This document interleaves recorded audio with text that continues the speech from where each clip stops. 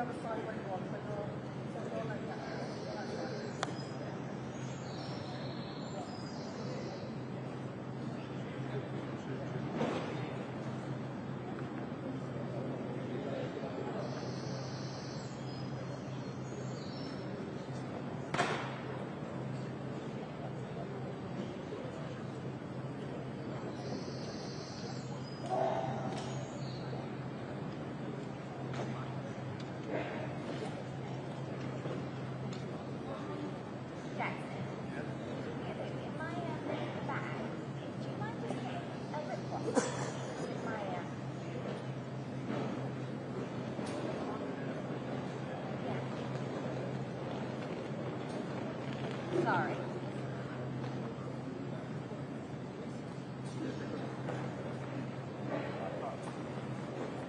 I can keep this in my pocket.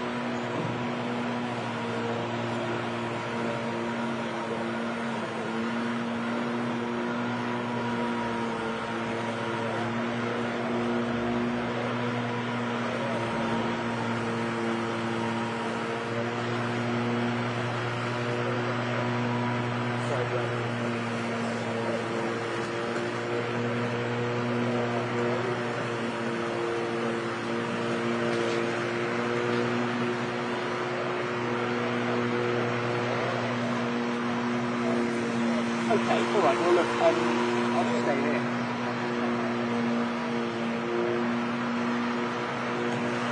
Yeah, is that okay? I don't want to screw up anything.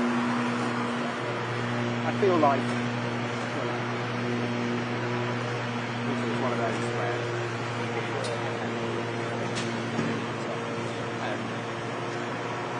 yes, she's here.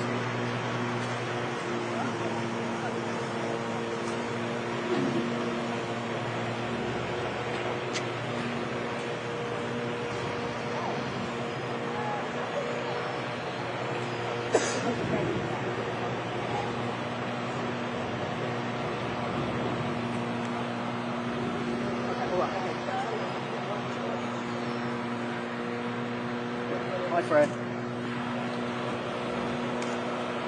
Sorry, I'm here now. Cheers. All right, thanks.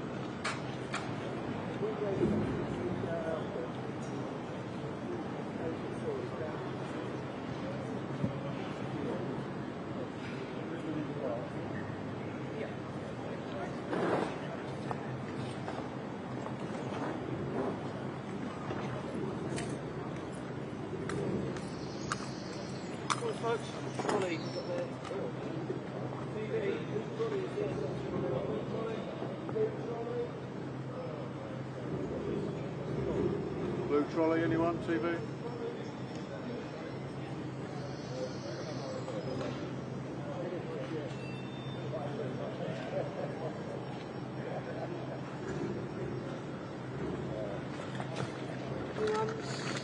Morning. No.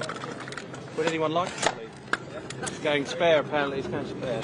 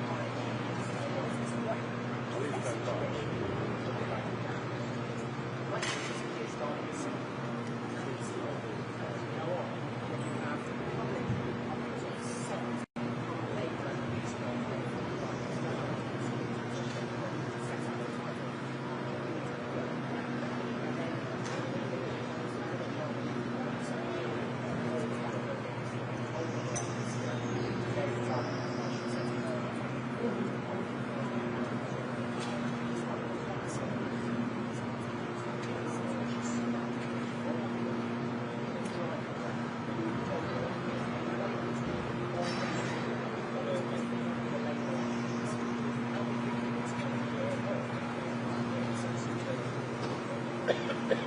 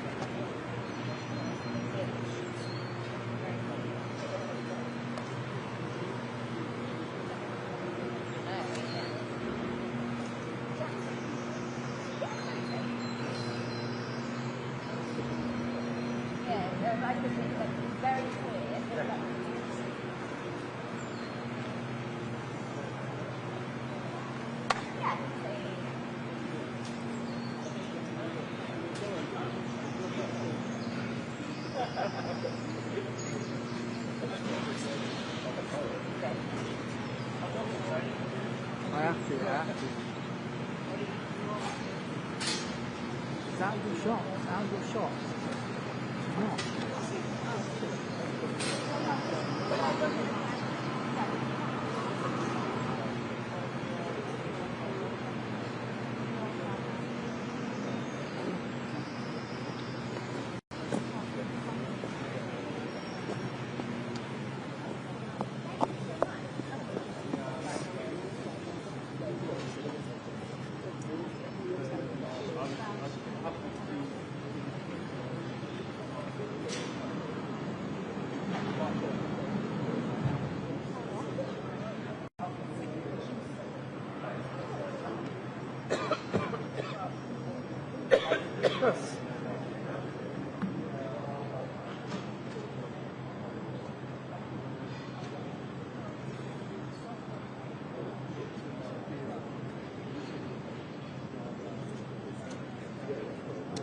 I'm all right, thanks. How are you?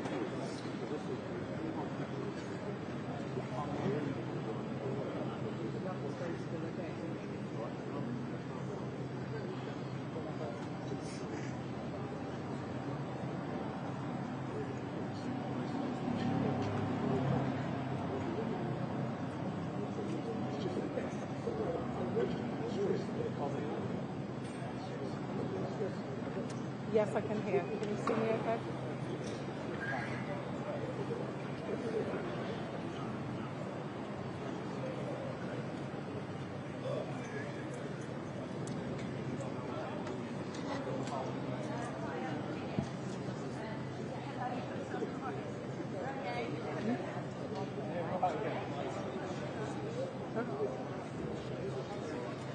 If you shout, shout. Yeah, of course. You must just shout. Oh, I will probably turn round. If people are coming, I'll probably turn round.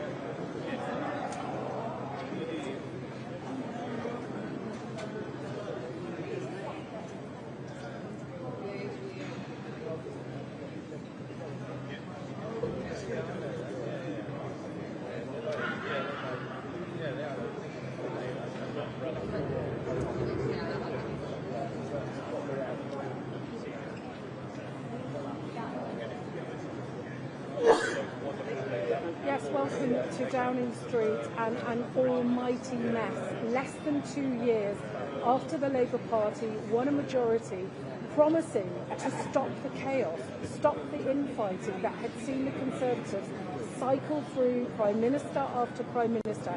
And yet, after those disastrous election results, we've got nearly 80 Labour MPs calling for the Prime Minister to go.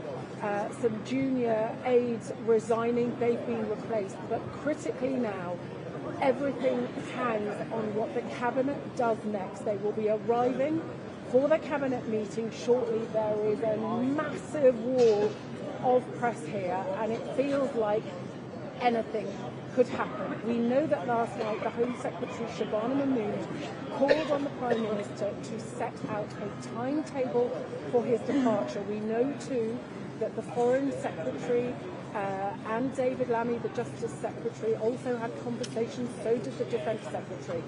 We know that people like Steve Reed, the Housing Secretary, and Lord Herman, the Attorney General, are urging the Prime Minister to stay put. And I was at that speech, it's not even 24 hours ago, where he said, I know I've got doubters, but I will prove them wrong. I'm not going anywhere, because to do so would be to plunge the country into chaos.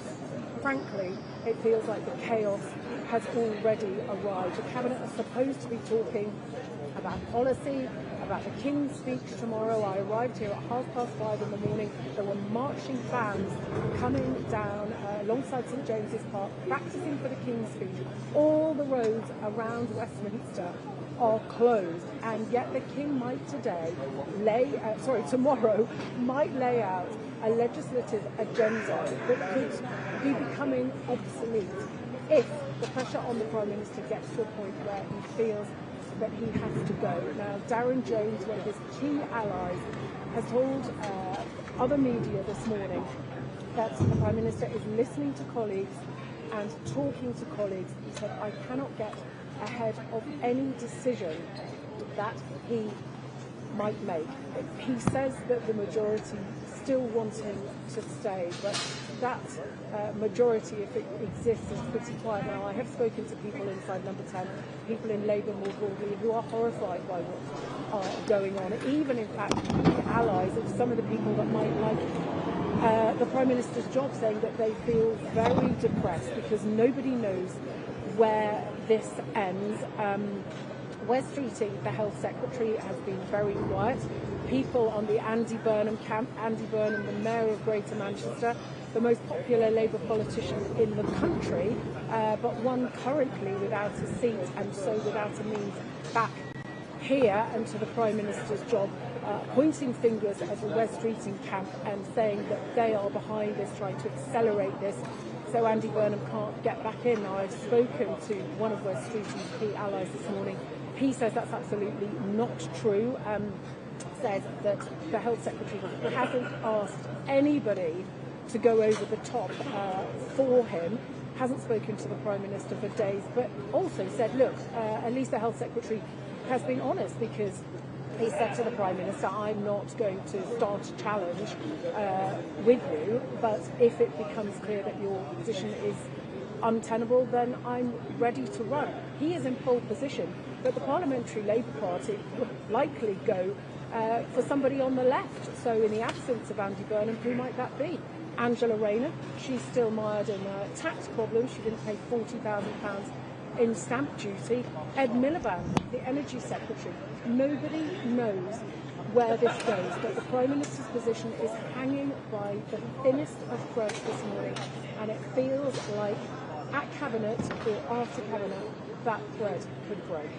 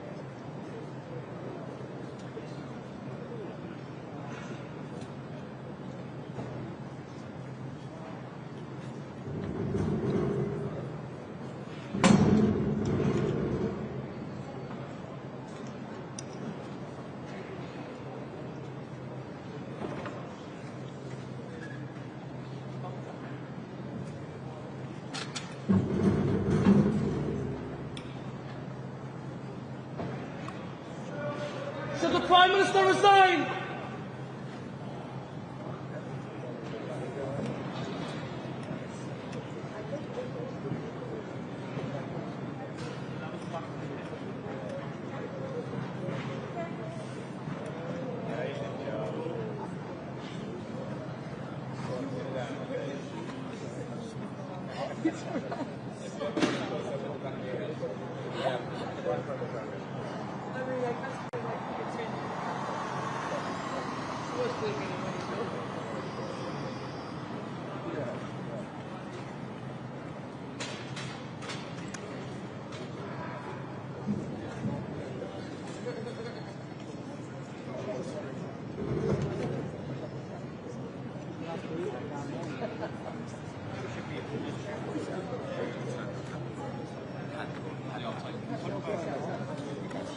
I'll do you an hour.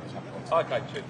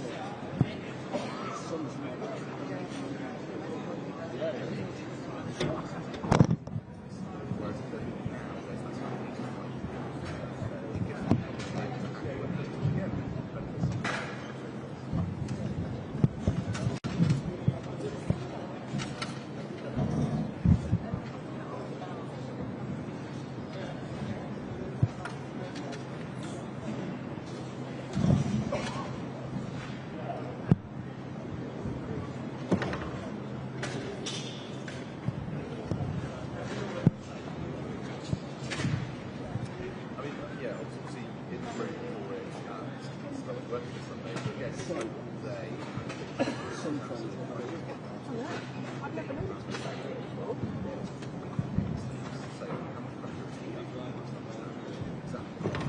I like this one.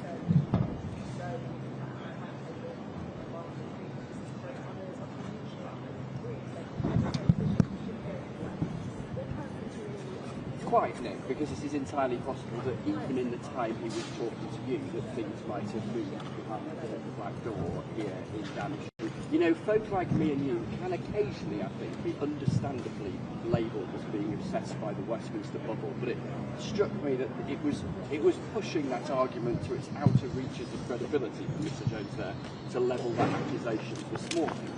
The central question being asked, yes, at the heart of the Westminster bubble, but I suspect a little further beyond it too, is who might be our Prime Minister within a couple of months or even within a couple of weeks, because that is the live question this morning, and it's the live question as Cabinet Ministers begin to gather the opinions during your conversation. Get so close to the door of number 11.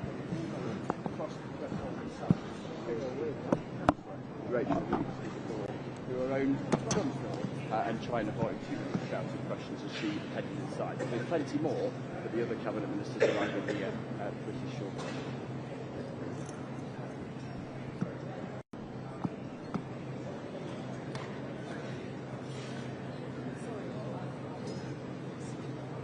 Thanks a lot. Can you drop the line off the side?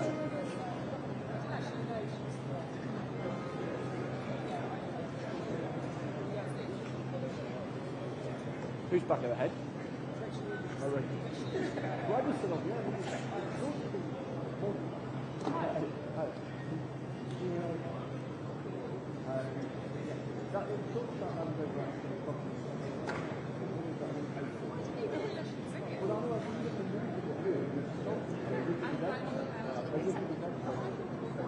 Yeah. And then one of the very different and then, and I was on and then third. I just checked. But yeah.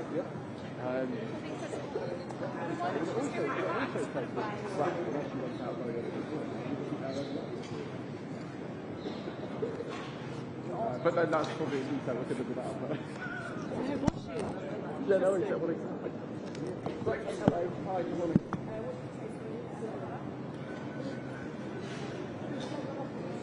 Oh, well, crikey, that's the longest break I've had since a week last Wednesday. Yeah. Breakfast, yeah.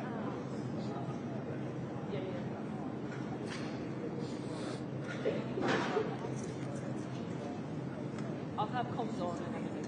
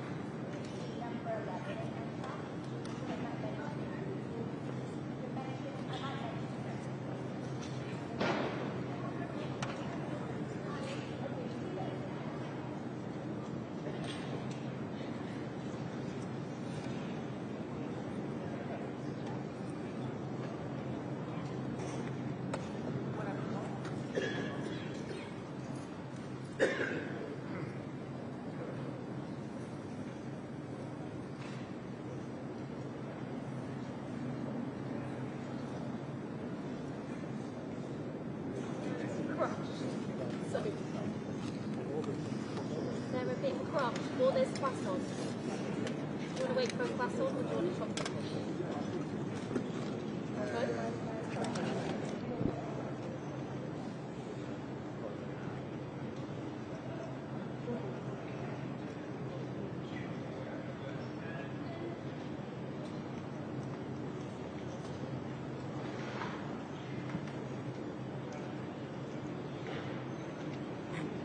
Hi Ralph, morning.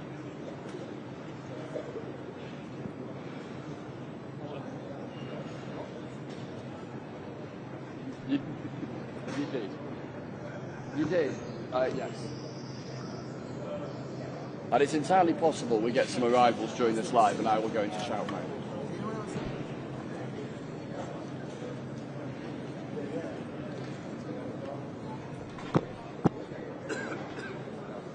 Oh, you've got the separate guy that live at the door, have you? Oh, it's at the gate. Oh, pointing. Okay, cool.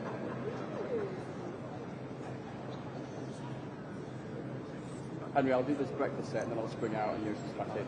Cool.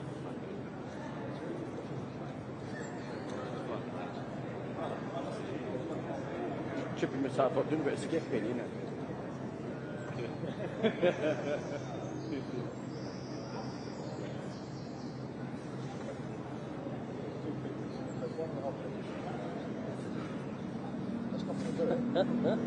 What are you trying to do here? We're trying to get the shade of that tree on you, but you have to be halfway across. Yeah, no. It doesn't help with the sun, you can't really see you. Alright? I get shot, yeah, over and over.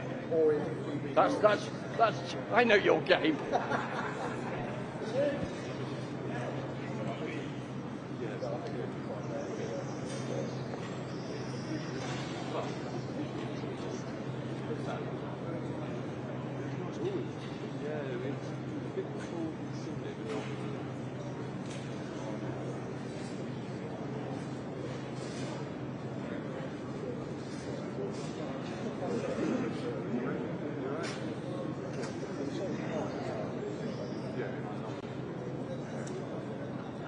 Morning to you, mate. You okay?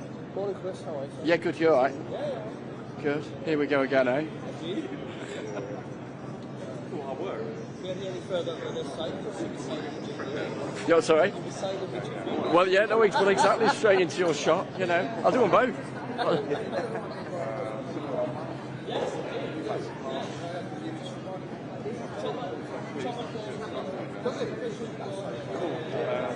got the same thing, obviously. You can never win with this.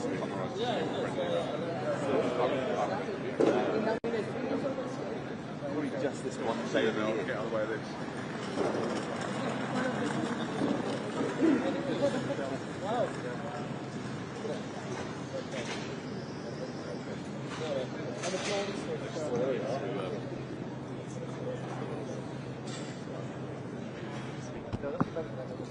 Thank you, that's very kind, thank you.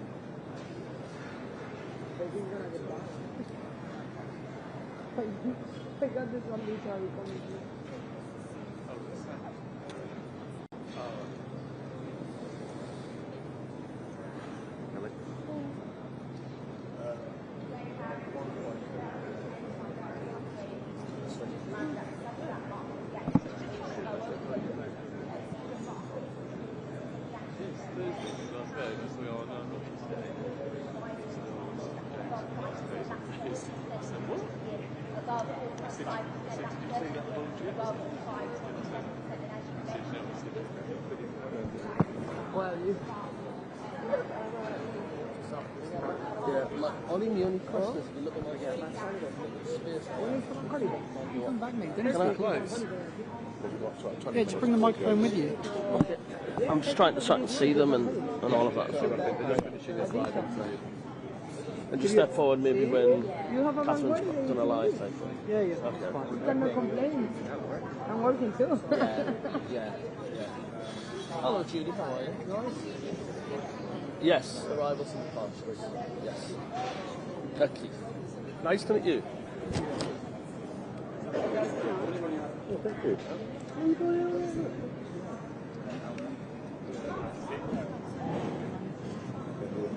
Absolutely. Yeah, well, yesterday was absolutely freezing. It was wearing cold, horrible. This is Is it a good sign or a bad sign? Catherine's very skilled. Yeah, very true.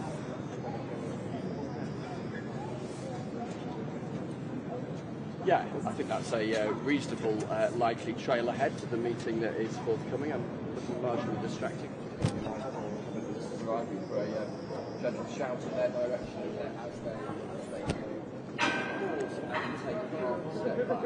I think their view of Keir Starmer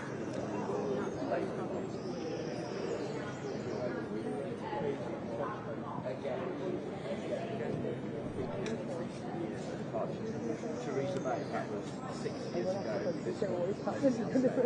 We had cycled Boris Johnson and Liz Truss and Rishi Sunak did lose the general election, perhaps more conventional way for a Prime Minister to be toppled. And now Keir Starmer is on the brink. And what does that say about the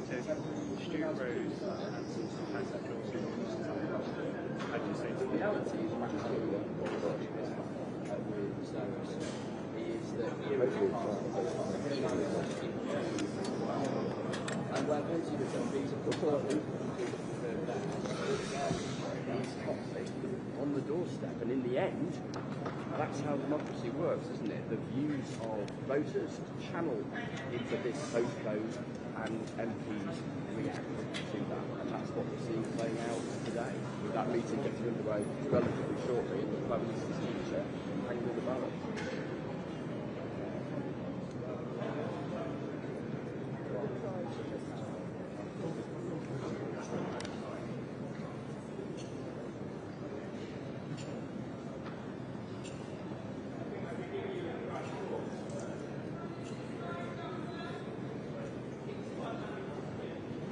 Question, John. Since you asked that question, I recall not that many years ago, you and I standing in this very street, I think the day that Boris Johnson was part of the That was not that long ago. Now, in terms of the vote, has been the fight in recent hours, days, and weeks.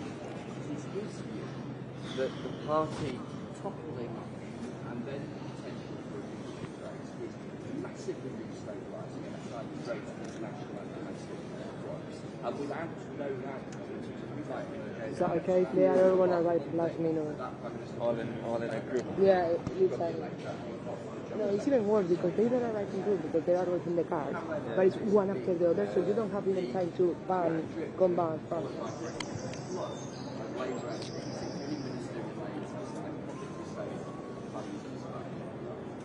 Followed by cabinet ministers saying privately that also is time leads us to this point. And this point, John, just to emphasise the absurdity of where we find ourselves. When you walk through Westminster, down the road at Parliament, the roads are closed, the barriers are closed, the streets are being slammed. Why? Tomorrow, here will be the state opening when the sovereign arrives in Parliament and reads out the government's list of planned legislation for the year ahead. My government. And yet, right now, the Prime Minister at the head of the government can't be certain of his future. Because there's something so powerful right now that if they are being lied, it's like half on say. That is extraordinary.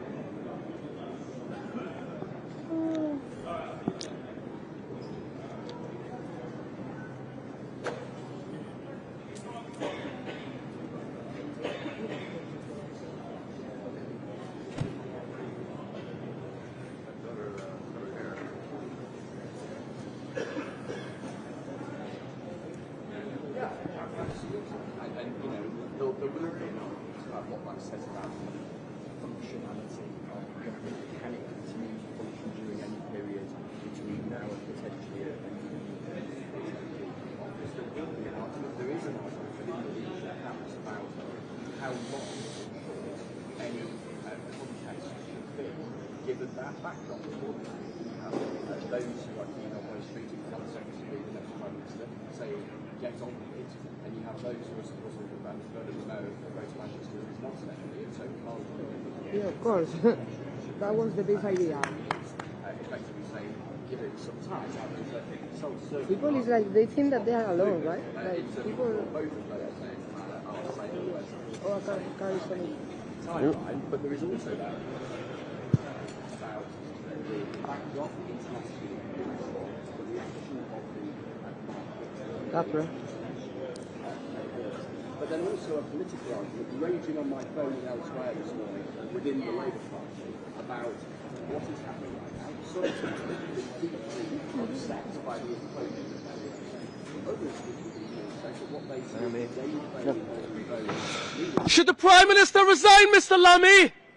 Is it over for Keir Starmer? Will you ask him to step down, Mr. Lammy?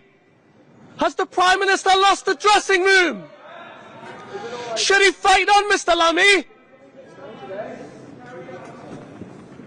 Don't do that anymore. Don't move me when I'm filming. You cannot move me when I'm filming. Like, they sorry, can I hear didn't you realise. from there, but you Got cannot you. move me. Got you. I didn't realise I did. Sorry.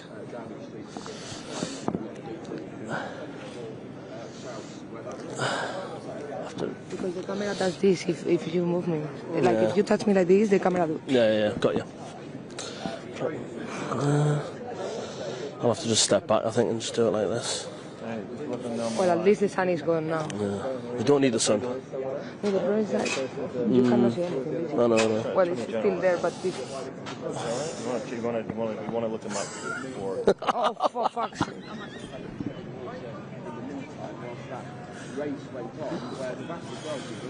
I think someone is coming through here. What's that? Someone will come soon from here, I think. Oh, that's weird. Lammy always comes from there. I know. Well, better for us, because today we cannot film from there. Because they're all in the It's shop. cold.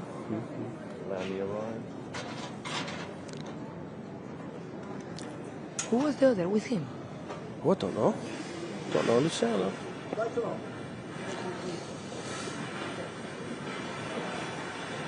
That's Beth Rigby.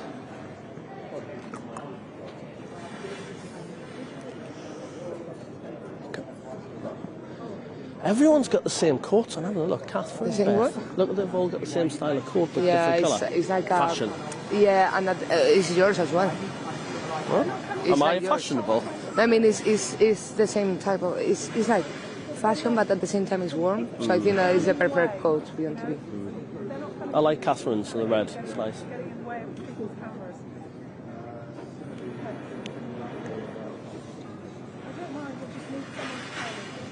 Yeah, exactly. She's getting cross.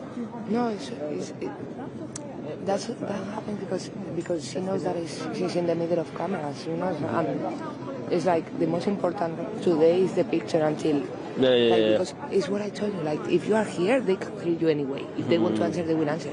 But the thing is like if they are in the middle we cannot even film. So they don't have the shot. Not of us, no one is talking to her. Right. Before the hit. And the directors. Oh shit.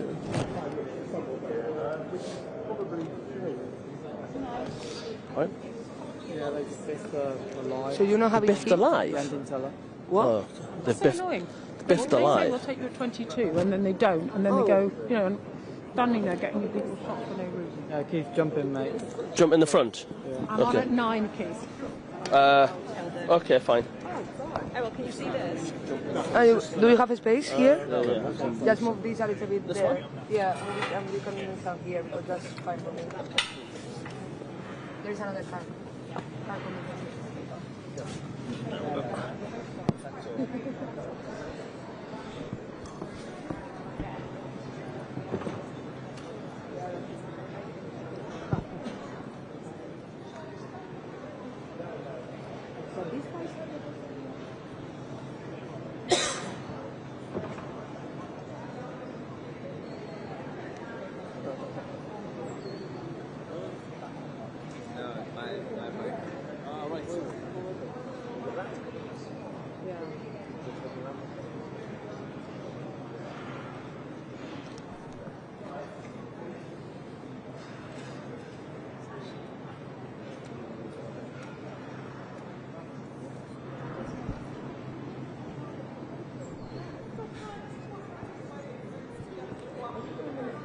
Hi there, hello.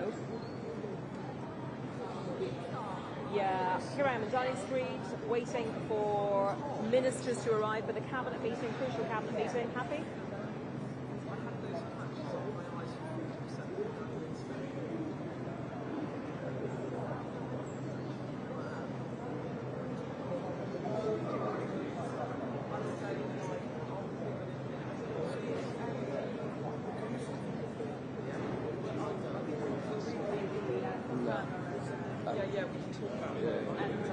Okay, after this thought, yeah?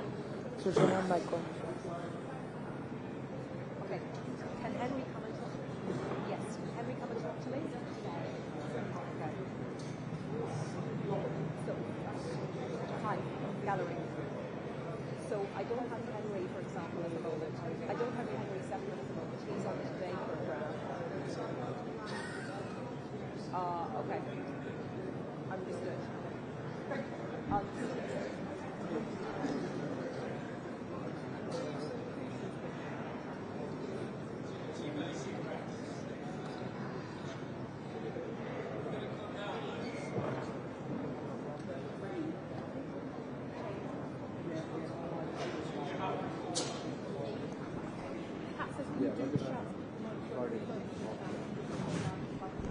Got you.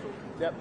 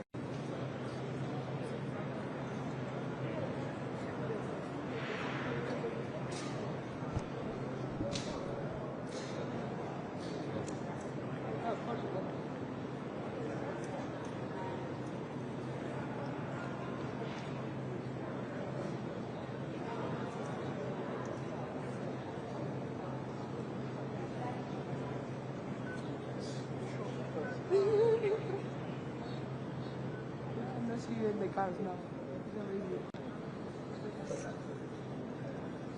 Yeah, so we are yesterday we were waiting for that speech that Keir Starmer was going to make. All the commentators were saying this is the speech of his life in order to kind of stay in the job. It seems like he had got a little bit of breathing space, didn't it? But we're not gonna finish it. So I'm realizing. Building on that, raising more and more questions about whether he could continue in his role as Prime Minister. So this cabinet meeting this morning is supposed to be about war with Iran, the impact of that war here in the UK, and people in countries around the world being consumed. Was what it was supposed to be about, but obviously the focus now on the and I think the timing of all this is extraordinary when you consider that tomorrow it is the emergency speech. This is the calendar when the government sets out its programme for government for the laws that it wants to bring in. But yes, the fact that all of this is going on, the questions about Keir Starmer's future, it seems like the most juxtaposition of what's happening here in Downing Street today and the fact that the speech is tomorrow, where these question marks remain over whether Keir Starmer will be able to lead the government for the next year. Give me a sec, mate. These have now said that he either needs to go immediately or needs to set out a timetable to go. And essentially, there are two schools of thought. One that in a time of global crises, with the Ukraine war, the war in Iran continuing, and the impacts of that on people here in the UK, that is not the time to change the leader. I get that. Yeah, that's fair enough. That's fair enough. You just need to let me know when they want it. I know they probably want it every time I'm not live, but... Okay. Try to regroup over the remainder of this parliamentary term and take on the challenges, especially from the right. Stand back. Just two. No, backlaying grappling as this question of Keir Starmer's future. Went through the side as well. Also a sense The car went through the side. Yes. They're avoiding us. Yeah, I mean, I would. No, Rachel Reeves, the Chancellor of the Exchequer, arrived outside number 11, the house next door to number 10, obviously, for anyone who isn't familiar, literally just further up the street from where I am. And her car pulled up, the door opened incredibly quickly, and she went through the door of number 11 incredibly quickly. So didn't engage with the cameras at all. And then we had David Lammy, the Deputy Prime Minister, walking up from this direction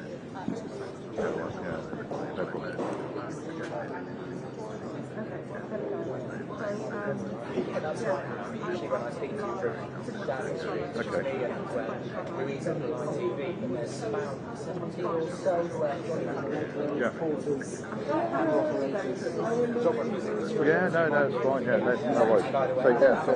So in other words, news package 52, 52 will be the presenter's friend. News package 51 is the main camera. So if you watch those packages, you see what's going on. One of the most significant meetings in living memory, really. Even since the It's crazy, because yesterday we had a camera standing here doing nothing, so we're talking about this one does not end the same way. The formal agenda for the cabinet is still the Middle East. I don't think that's going to be the only item on the agenda. We've just seen this have been a little equivocal. I'm not going to even parking it. Bye-bye. Between the The car lines that with them, and perhaps they are trying to make up their minds. They don't have a settled position yet, but of course, here throughout the day, we will be getting lots of opinion, lots of analysis to help everyone.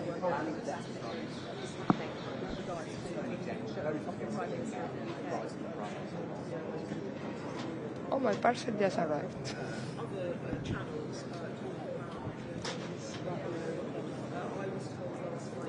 You've only been 16. Cheers, thanks guys, thanks. Yeah, I mean, it's approaching a quarter of the parliamentary that Labour has, which is not insignificant, clearly. I had it too close. I need them Sometimes when, and I've seen this with other prime ministers over recent years, and remember the UK. Testing, 1, 2, 3. It's impossible that was loud because I put it automatic. That means that it can. Ah, right. So are they been using both of the channels or should be fine? I'm going to put this as a little channel.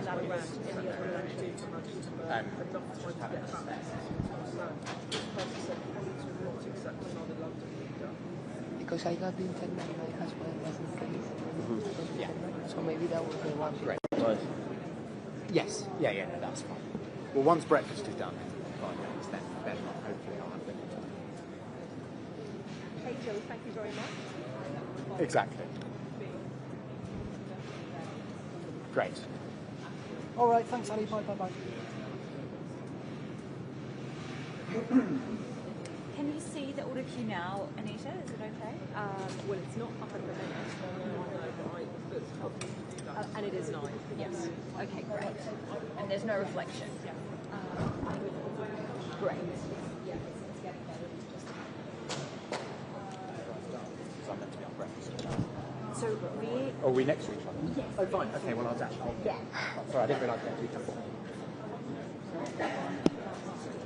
No. We don't know. We don't know who that is. Yes. You know your colleagues. Yes. We're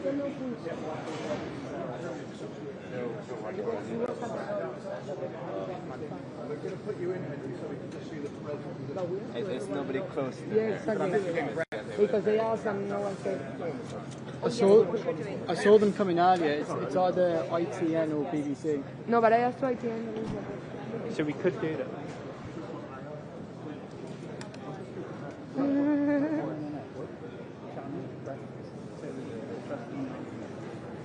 Great, thank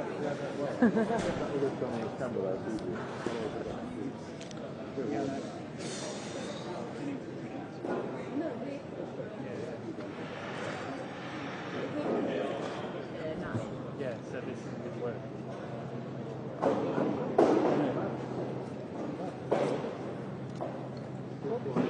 All these glasses on still fit.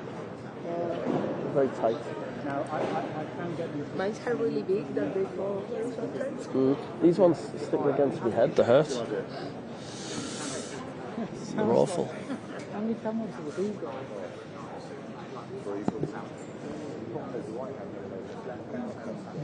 Yeah, that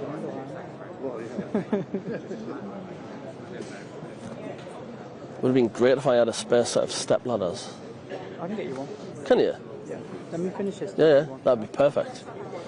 I'll stand up, I'll be able to see the ministers coming, that's it.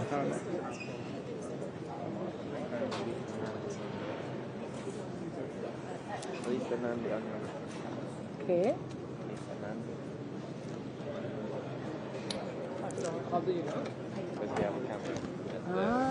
Oh, she's coming down? Yeah, I think so. Oh, so move the camera. Yeah, but I can see this. And if Demi Lamy went through there, we don't have people coming through there, you know? So that's a point.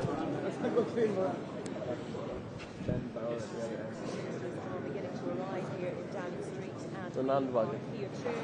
Lisa Nandi is the blonde one, right? No, dark hair, black hair. Probably. She's small. I know the film. Ah.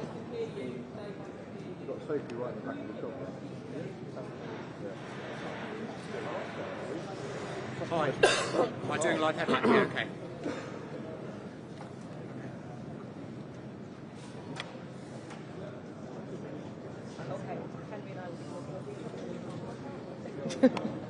Never pulled a bike. Nice one.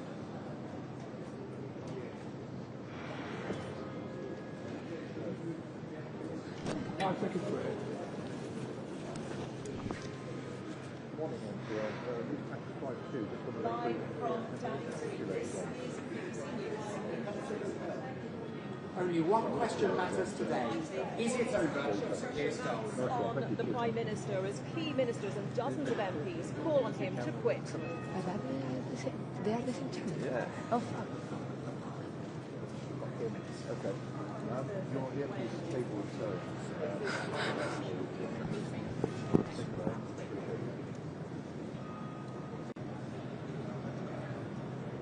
We're counting down to a crunch cabinet Oh, but meeting now here at least it's London safe. 10, where Sir Keir Much Starmer better. will face a showdown For the with shots his and for party. everything is real. Ministers That means that you need arrive to here in start Downing like Street. moving. There is like open close Coverage safe. on the BBC News. This is alright though. Yeah, that's fine. Or do you have someone there? Yes, good morning from Downing Street, where there are dozens and dozens, actually over 100, I would say, banks of cameras, reporters. It feels like a massive day, and we have been here before. Are we about to see yet another Prime Minister taken out? If that happens, if we get another Prime Minister, that would be 6 PMs in 7 years. It seems to be becoming a habit that this Labour government was elected on a promise to stop the chaos. And here we are, nearly 80 Labour MPs openly calling for the Prime Minister to go.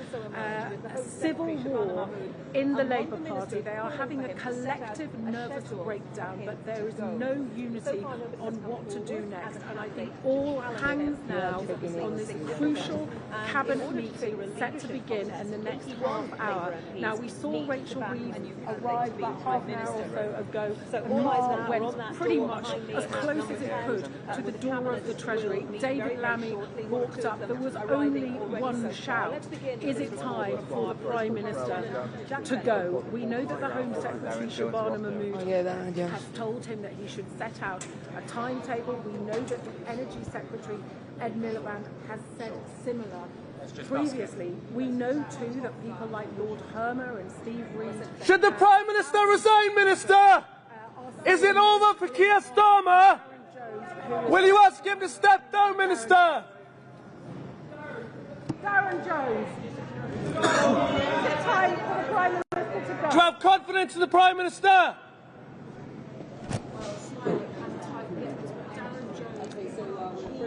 Allies of the Prime Prime Minister, and he has been speaking this morning, and he's been saying he can't get ahead of any decision. You're right. I think someone is coming. Lost my voice there. The car.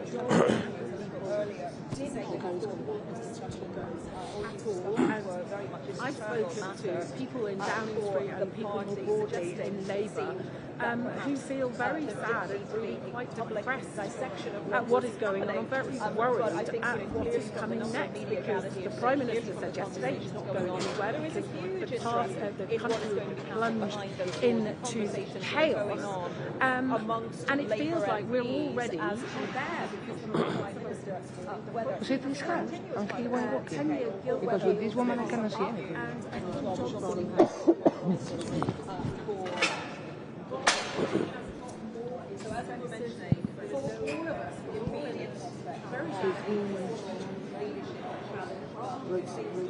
Reeves, Lamy, Jones, Darren Jones. I was trying to figure out who was the... Prime Minister's allies say, look, this is not the time to challenge the leader. Should the Prime Minister resign, Minister? Is it over for Keir Starmer? Will you ask the Prime Minister to step down, Minister? I expect they're all going to be very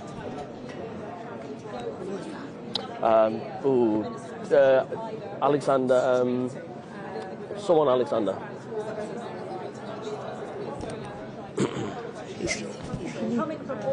No. Not very prominent though. Douglas Alexander, yeah.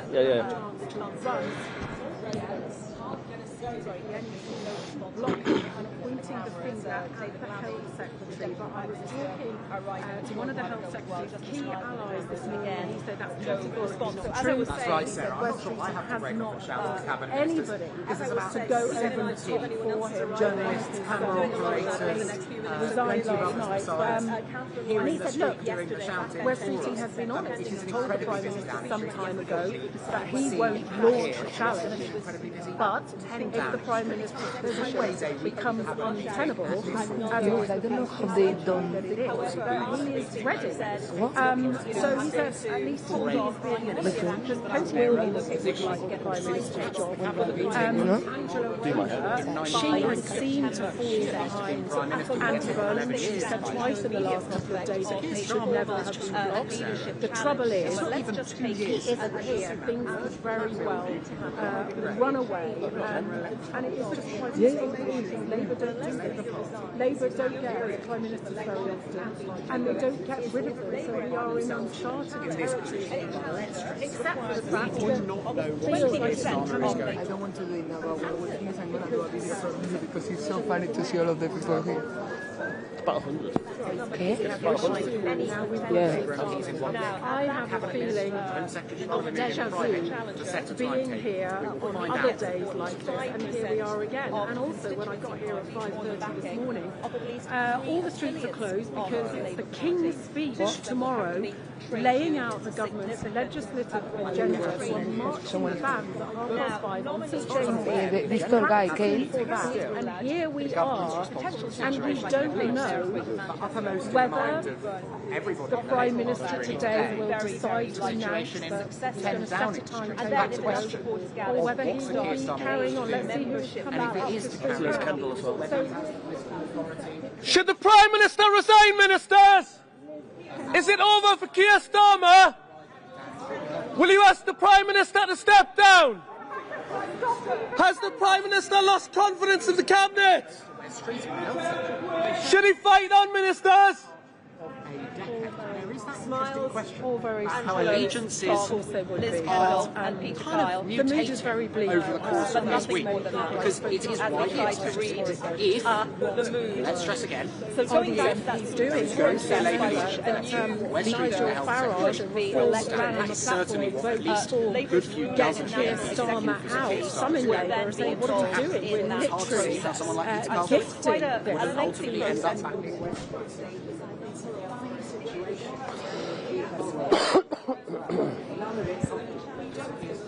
where they By lunchtime, it's possible that the ship has steadied, we get to the King's speech, but it does feel at the moment like the Prime Minister's days are numbered, and who replaces him, deeply, deeply unclear. How long on this?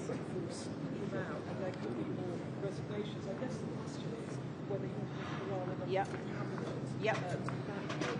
But it feels pretty much like it's unstoppable. That's what a lot of senior I mean, look, potentially, we really don't know what's going to happen. And I think, let's stress, there are a lot of cabinet ministers who do still think the Prime Minister is the man for the job and should fight on.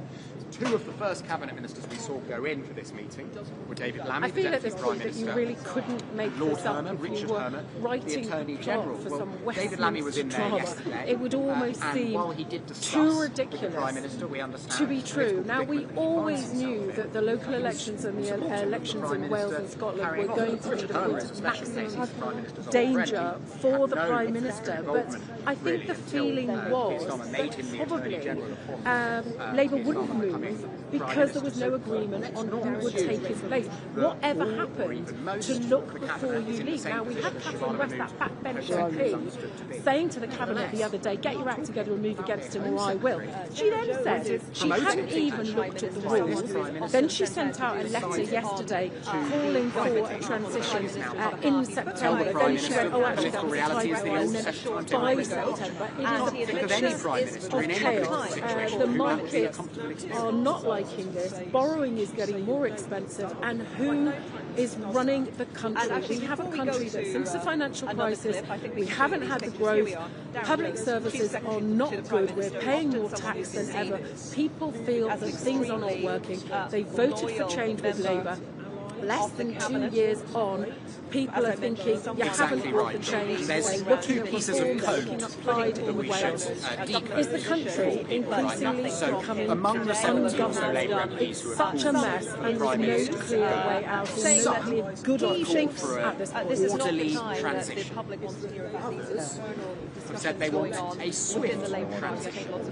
Generally speaking, those who call for an orderly transition want anti-Burnham to succeed Keir Starmer, and those who want a swift transition want West Streeting to succeed Keir Starmer. The crucial point being, as you say, Andy Burnham is the Mayor of Greater Manchester. He's actually twice tried, failed to become Labour leader in 2010 and 2015.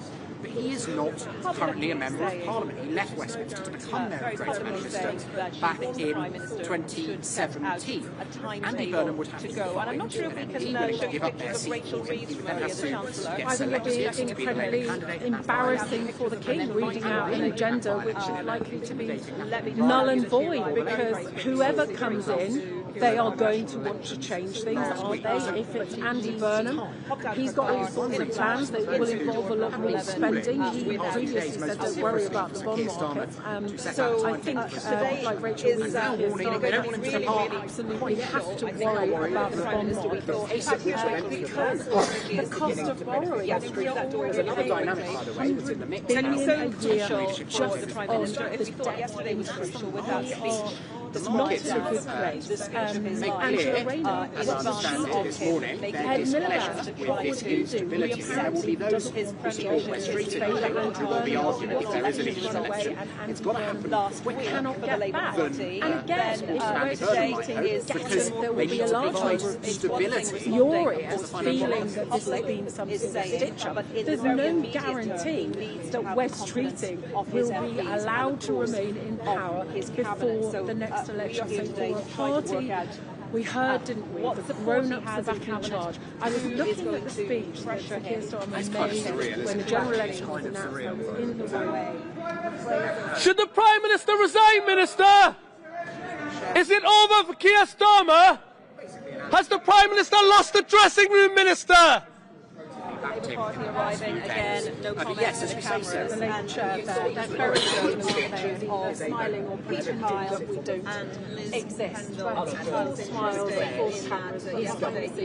A very Prime Minister, he is also very different, and West Street Sadness, real sadness in the hotel. People have said to me, My eyes are what do we do? Do we just keep getting rid of the Prime Minister every year? he has always said, quickly. I think today we state opening case Parliament, so careful that and new parliamentary session.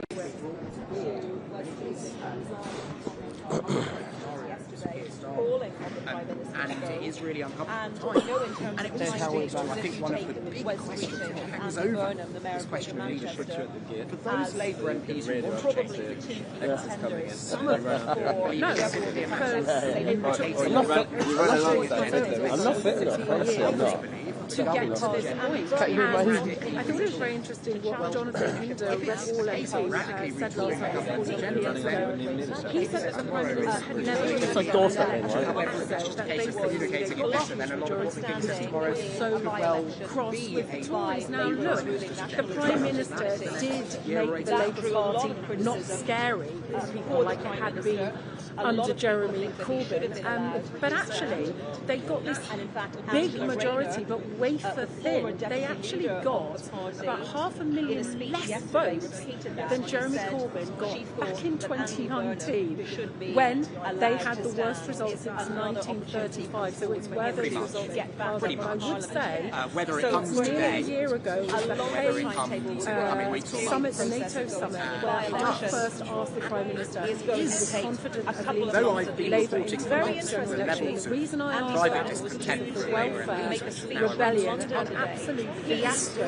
They wanted to take £5 billion from the welfare bill, and there was a big rebellion by enough of the MPs who just said no. At that point, Labour MPs realised that if enough of them didn't like something, simply stop it happening. And I felt that at that point, the Prime Minister's authority seriously began to drain away. And we have seen so many U-turns. I've lost count, to be honest, maybe 16. So there are two. The government has been blown around, and you would have thought with a big majority that they could have done whatever they wanted. The reality is the majority is so big that we're not enough jobs to be able to do this. So lots of MPs will lose their seats for next election. When they came to power a couple of years ago, staggering, and I think the Labour Party argued at the general election that it was a feature of conservative.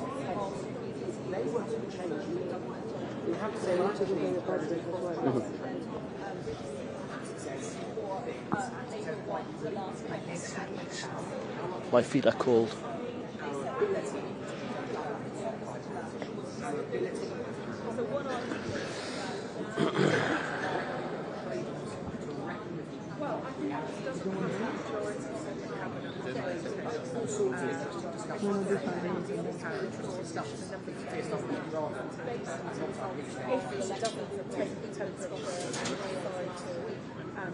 Go with the consensus, then we might start to see cabinet resignations, maybe not today, but maybe after, or down the line, true things.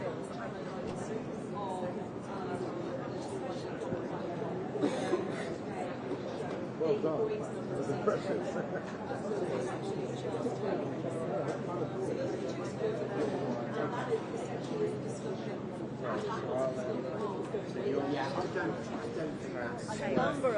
He gave an interview just at the weekend saying election and the 10 years of national renewal. It's impossible to say. He's pretty tough. He's pretty ruthless. He came in, he managed to transform the Labour Party, or so we thought.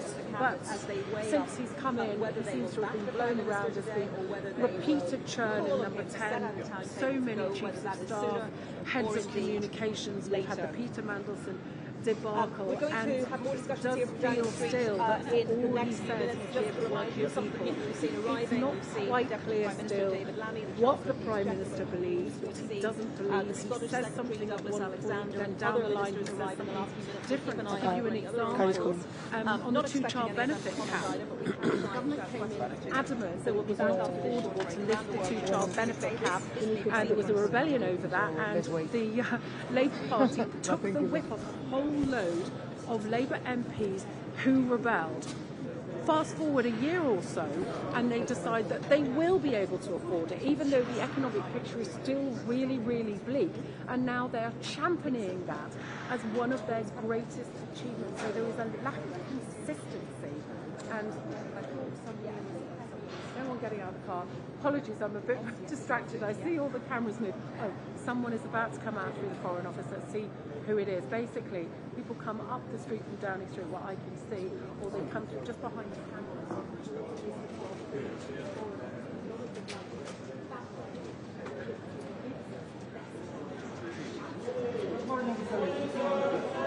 Should the Prime Minister resign, Minister? Is it over for Keir Starmer? Will you ask the Prime Minister to step down?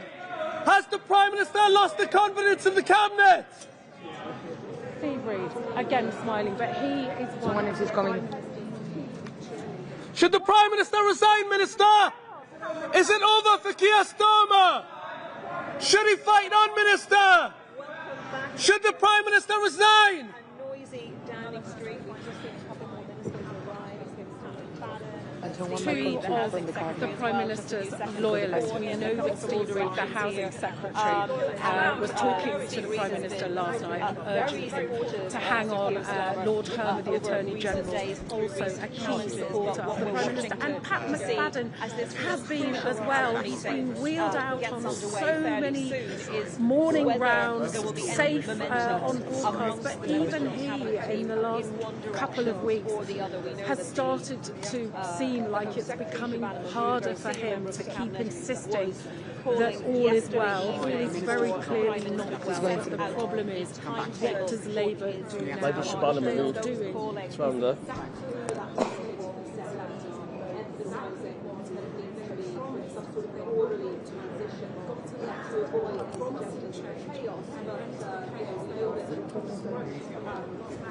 Someone is coming.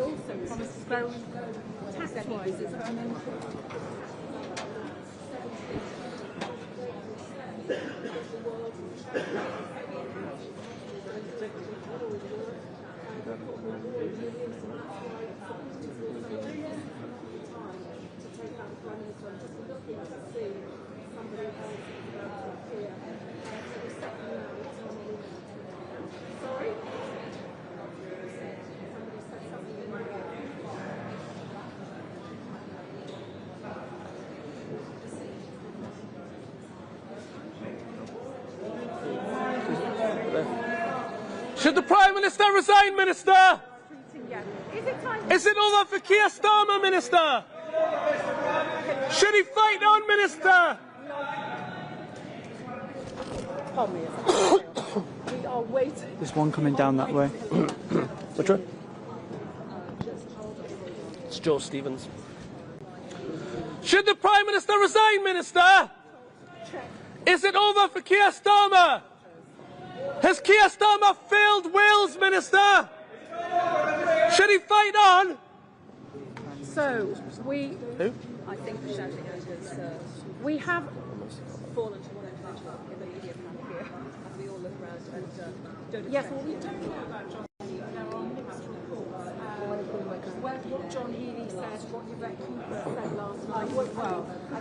But we have got some breaking news. Yata Fazula has resigned government minister of very, very PPS's last night, some junior aides on the government ranks, and you just wonder, yesterday I found it almost impossible to keep up with the number of papers for the Prime Minister to go. I think we're really now. When I got home, I've been up to and I woke up and it was absolute chaos. And it does feel like things are moving very, very fast. As Boris Johnson said, as moves it's not a stampede yet. Remember with Boris Johnson.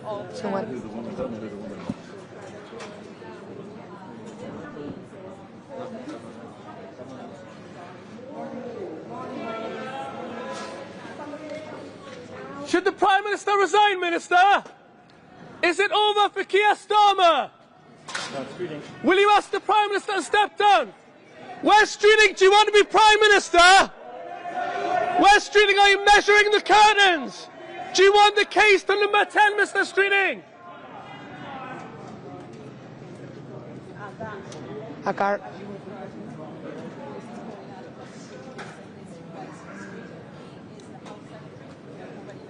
Could be Shabana Mahmood. 2 cards.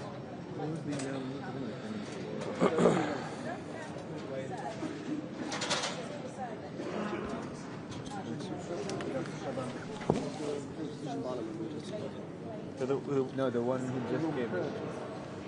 This is the one who just came, huh? Josephine? There's a woman just before. West Streeting and... the woman. Left streeting. Yeah, she just came here. Thank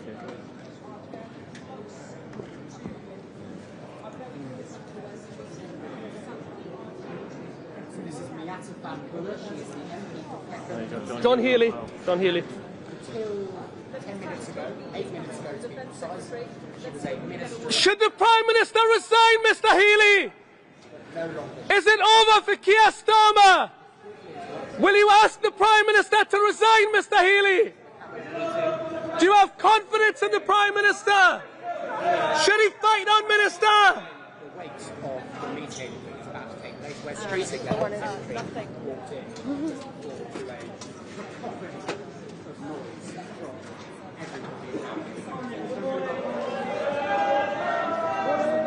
Should the Prime Minister resign, Mr. Miliband? Is it over for Keir Starmer? Will you ask for Keir Starmer to step down, Mr. Miliband? And that, I think, is interesting and a little bit surprising.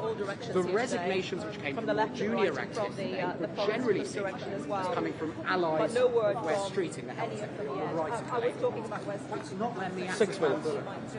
So I am very struck that she has written this resignation letter saying, while progress has been made, we have not acted with the vision, pace and ambition which our mandate for change demands of us, nor have we governed as a Labour Party clear about our values and strong in our convictions. Talks about mistakes on route to fuel payment. Yeah, John Healy.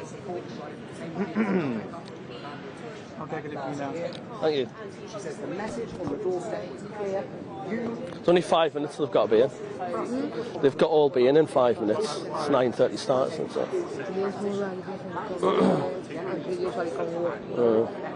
I haven't seen Shabana Mahmood or Yvette Cooper. I think that does. Ah, right. There were like 4 or 5 cars that they went through there. So, and one was John Healy, that is the one that came. Yeah. So I think that's the one. Some of them are hiding. Bridget Phillipson as well. There's another one. I haven't seen Lisa Nandi either. No. Maybe they went around with the car. Because it's been like 5 or 6.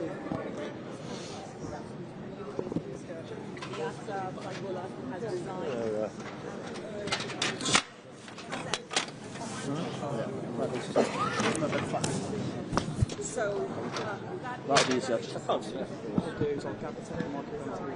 Fine. Great. Perfect. In the next few minutes, stay with us here on BBC News. Thank you very much. Very kind. We're going to switch back to channel now, I think. Is that breakfast done?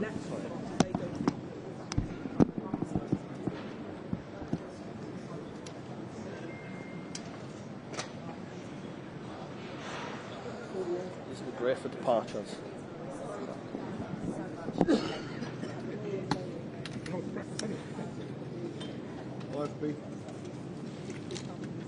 Catherine. Have you got all the briefs, Anita? Is Henry going to do chat? That's her drink. Yeah. Yep.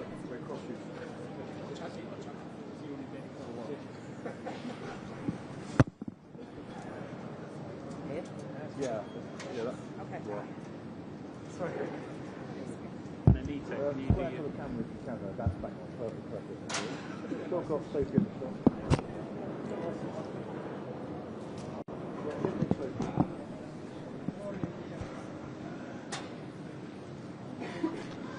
I'm going to take a picture of Catherine from there. Great shot. Catherine.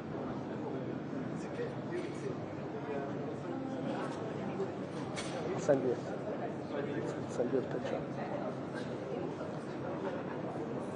No, I'm saying I'm taking a picture of you and sending you it.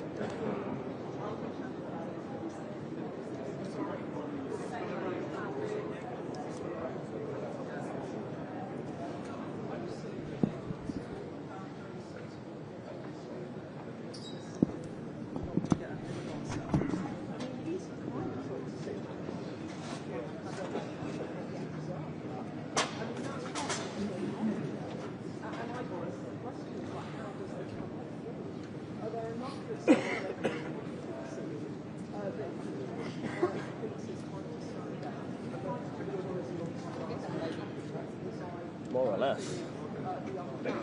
Yes, welcome to Downing Street, and it feels absolutely chaotic here. We've got well over 100 press. It feels like an enormous day, and in the last few minutes we've had, yes, the cabinet arriving, but the first ministerial resignation from Miata Fumbele, the MP for Peckham. She is a junior minister for devolution, faith and communities, and she's written to the Prime Minister saying that she's proud of all that's been achieved, but she's saying the country faces enormous challenges and people are crying out for the scale of change that this requires. The public does not believe that you can leave. Yep. Then she says, therefore, I urge you to do the right thing for the country and the party and set a Okay, Heidi Alexander. Yeah, she's there. Okay.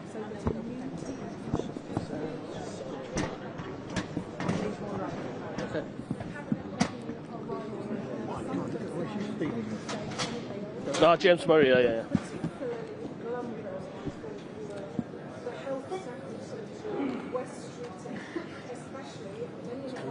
Got to walk at a pace, haven't I?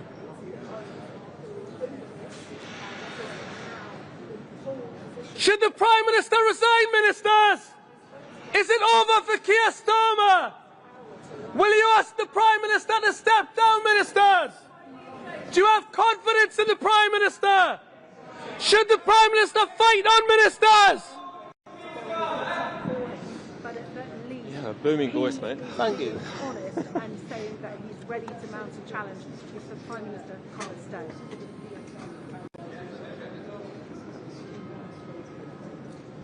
Well spotted.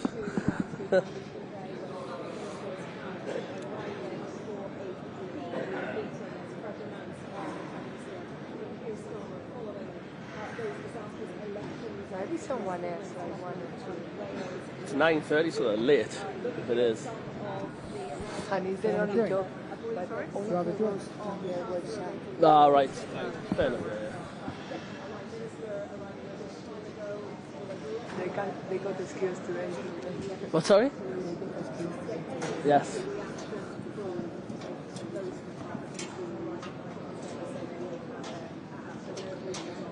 I've never seen so much equipment. It's cameras.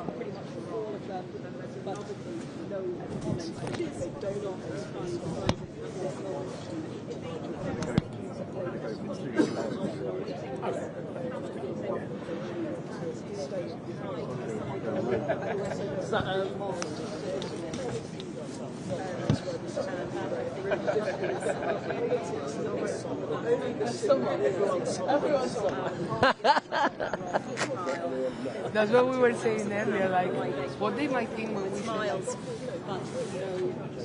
Yeah, Mara and Heidi, Let me just bring you breaking news because we are hearing for Peckham. The Minister has resigned.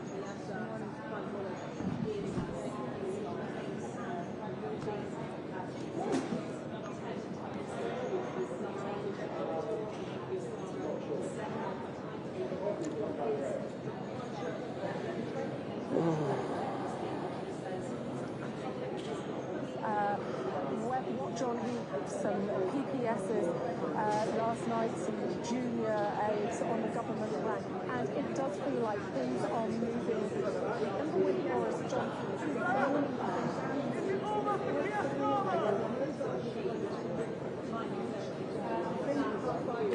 I think so, Lucia. for that, but it's possible that legislative agenda that the King Bless you. may quickly become obsolete, depending on what happens in that building behind you. Deliberately done it just before this happened. Let's be clear about it. Just to give you a flavour of some of the things that said.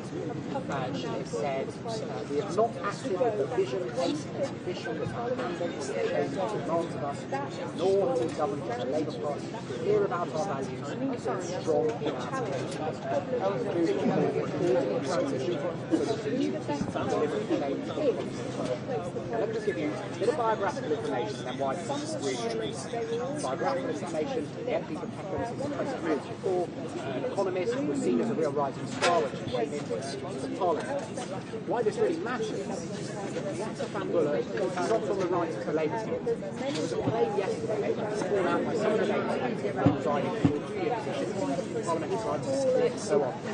They were generally allied with West Street. That's not where the Yatza Fambulla comes from. If there is one senior minister that is most closely aligned with, it's Ed Miliband on the so-called soft left of the Labour Party. This suggests to me that multiple factions, multiple wings of the Labour Party are now converging to the view that Keir Starmer must go soon. We will say to the Prime Minister, will not be presented, but if the Prime Minister's position is untenable, he's ready to go. But look, we don't know what... Exactly right. And also, it is getting more senior. Six parliamentary private secretaries resigned yesterday. That's a big deal for a Prime Minister. But when I talk about that on the BBC, I need to explain what a parliamentary private secretary is, right? Because it is a niche Westminster thing. A junior minister, well, we all know what a government is. So he's getting more senior, and that is going to feel uncomfortable for the Prime Minister because he knows about this. Of course, she resigned just as this crunch cabinet meeting is beginning. We've seen, as you were describing, almost all of the cabinet, well, no, all of the cabinet by this point, arrive in Downing Street for this meeting. Allegedly, the agenda is the response to the situation in the Middle East, but I think we all know that what is uppermost in people's minds is the situation in Sudan.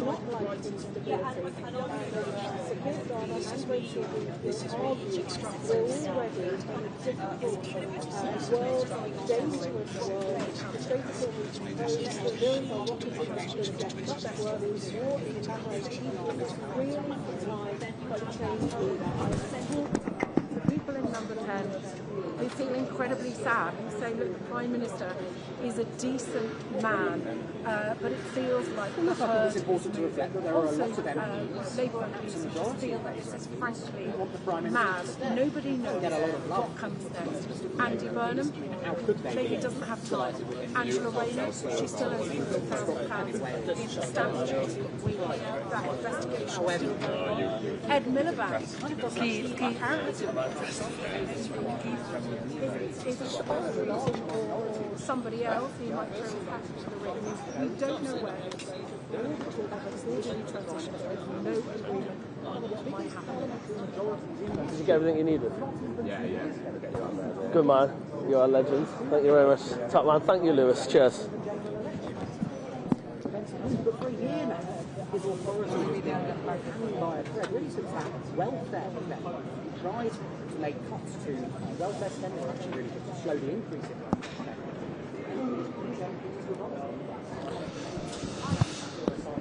In her resignation, so she's looking very good.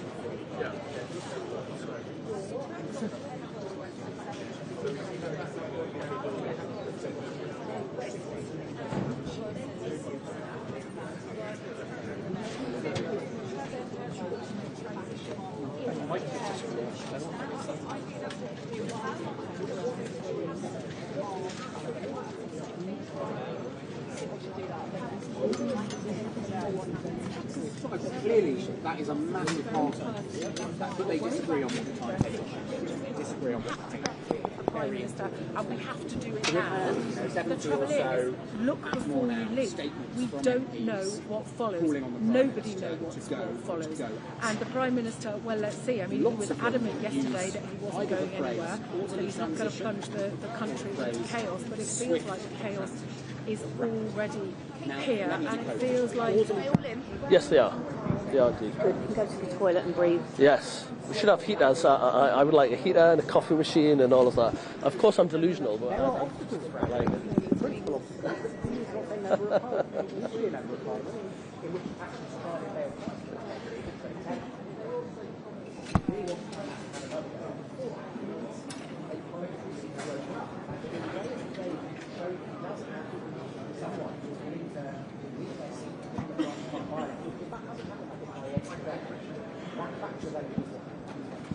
Get some good snaps.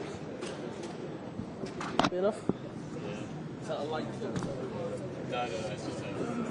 Oh, right, okay. So you guys... Yeah, it's just... You know, earlier, the light was quite bright, wasn't it? So it was, yeah. Of course. Thank you. That's back. Telecam. No, I think it makes sense. Brian, you try and sack them and replace them with others, or just say no. Sorry. Well, that's a good question. The process with which we became so wearily familiar. More than my choice. Any blankets, Freddie? Actually, we should install, look at cafes Yes, outside. yes. Radiators. I'll sign up. And maybe attach one to the listing. I'm from the That would north. be your legacy. Can you do that for us? I'm trying to make lots of You see, I've done that 20 years, so. Thank you, Freddie.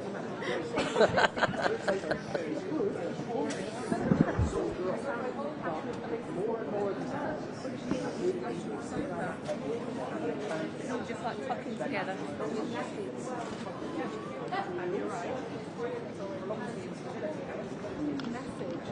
Which is more Europe. I mean,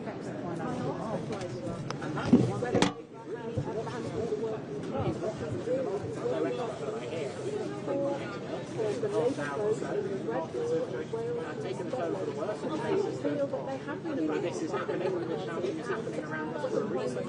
And say, otherwise, borrowing costs are going to go up, and it's going to affect. Working class communities, much of the country has been struggling for a very long time to achieve that sort of financial crisis. And before, that's why so many of them voted for Never interrupt you when I make a mistake. It's one of those signs. I think that's generally the vibe of some people in reform conservatives. I mean, not necessarily that they make a mistake from the Labour Party's point of view to get rid of Keir Starmer, but they're enjoying the Labour Party's chaos and internal divisions because that's what opposition parties do. Because I remember Labour politicians, some of them who are in that building right now around the cabinet table, happily telling me how cock-a-hoop they were when the Conservative Party had its moments like this. But look, I think there is more of an open question over whether, in the medium term, actually some of the Labour Party's allies might be frustrated. The Labour Party is getting rid of Keir Starmer. Reform UK ran a national campaign saying vote reform, get Starmer out. They saw him as a great asset to their selection, which they did pretty well. So I think it's kind of consistent.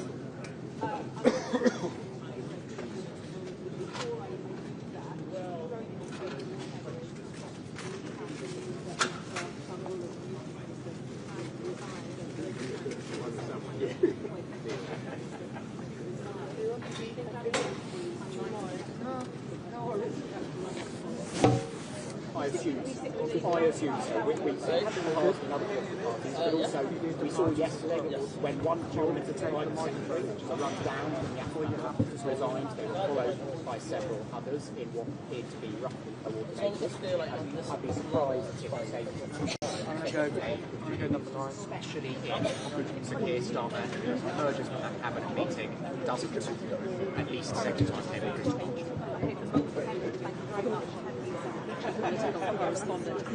Yes, so I will be back very shortly when I'll be joined by two Labour MPs for their thoughts on this crucial meeting that's taking place and what they think should happen next. But right now, around the world and across the UK, this is BBC News.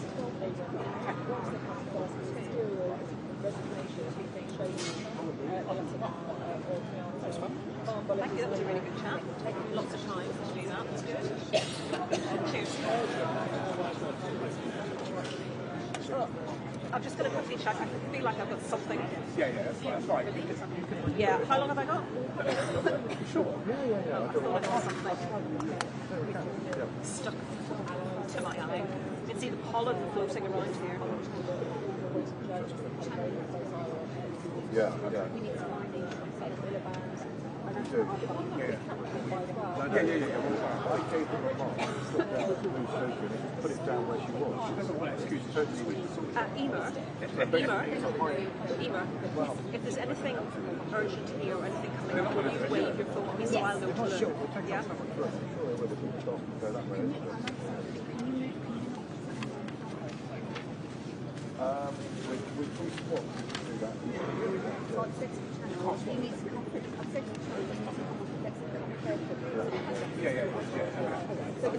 Hello and welcome back to Downing Street, where that cabinet meeting is getting underway, that crucial cabinet meeting for Sir Keir Starmer, with the Telegraph newspaper suggesting that 6 cabinet ministers are going to be asking him to set out a timetable to resign. And just before that meeting got underway, we heard the news, and timing is everything, that Communities Minister Miata Kandola announced her resignation from that position and called on the Prime Minister to set out a timetable to go. So for that to happen, no coincidence with the timing, I'm sure, just before that Cabinet Minister got underway, is clearly very damaging for the Prime Minister. She is the first Minister to resign her position, calling on the Prime Minister to go. Well, much to talk about. Joining me now are 2 Labour MPs, Toby Perkins,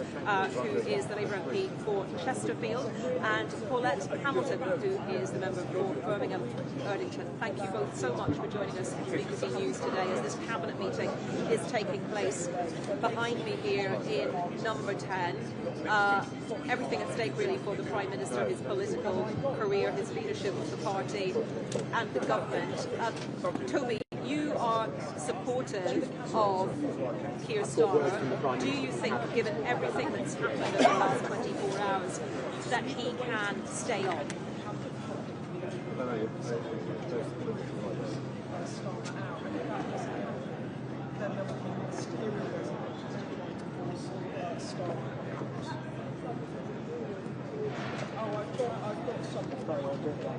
I've got this is brink line. This is the Prime Minister at the top of the cabinet. As I said yesterday, I take responsibility for this election. I take responsibility for the change Toby. Toby, I'm so sorry. I'm going to Toby. Toby Perkins MP. I do apologise. I'm going to interrupt you just for a moment. Henry Zeppelin, our chief political correspondent, is still with us here, and he wants to bring us some breaking news. Henry. I have some words that the Prime Minister said at this cabinet meeting, which is unfolding right now. This is how he began the meeting. As I said yesterday, I take responsibility for these election results, and I take responsibility for delivering the change we promised. The past 48 hours have been destabilising for government, and that has a real economic cost for our country and for families. The Labour Party has a process of challenging a leader, and that has not been triggered. The country expects us to get on with governing. That is what I am doing, and what we must do as a cabinet. Anita, that is Keir Starmer saying to the cabinet, and then through us, to Labour MPs, come and have a go if you think you're hard. He is saying we don't have a situation of no confidence letters.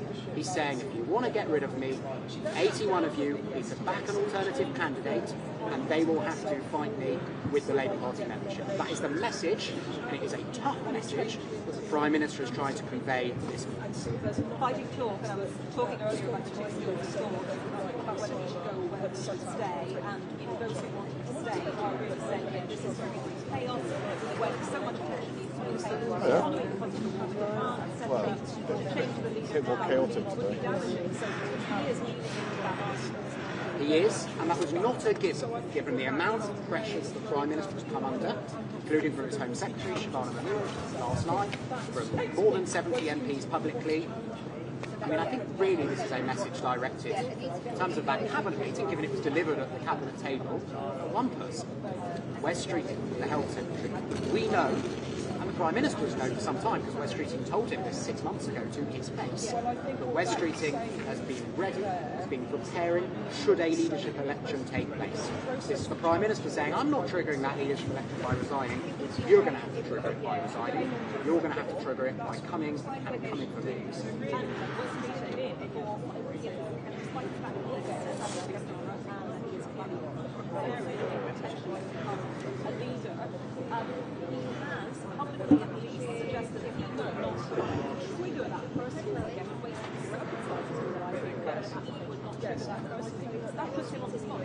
Two questions now.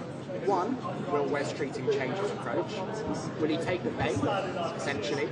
Will he try to confound that old political maxim that he who wields the knife never wears the crown? And two, how will Labour MPs respond to this? In response to Sir Keir Starmer's fighting talk, will there be more ministers who resign? More MPs who say the Prime Minister has to go? But even then, the Prime Minister's view seems to be, we're not the Conservative Party, no confidence letters are not part of our constitution, you're going to have to find a candidate and they're going to have to take it. So I'm sure he has a lot of information already about this, but it is quite the responsibility.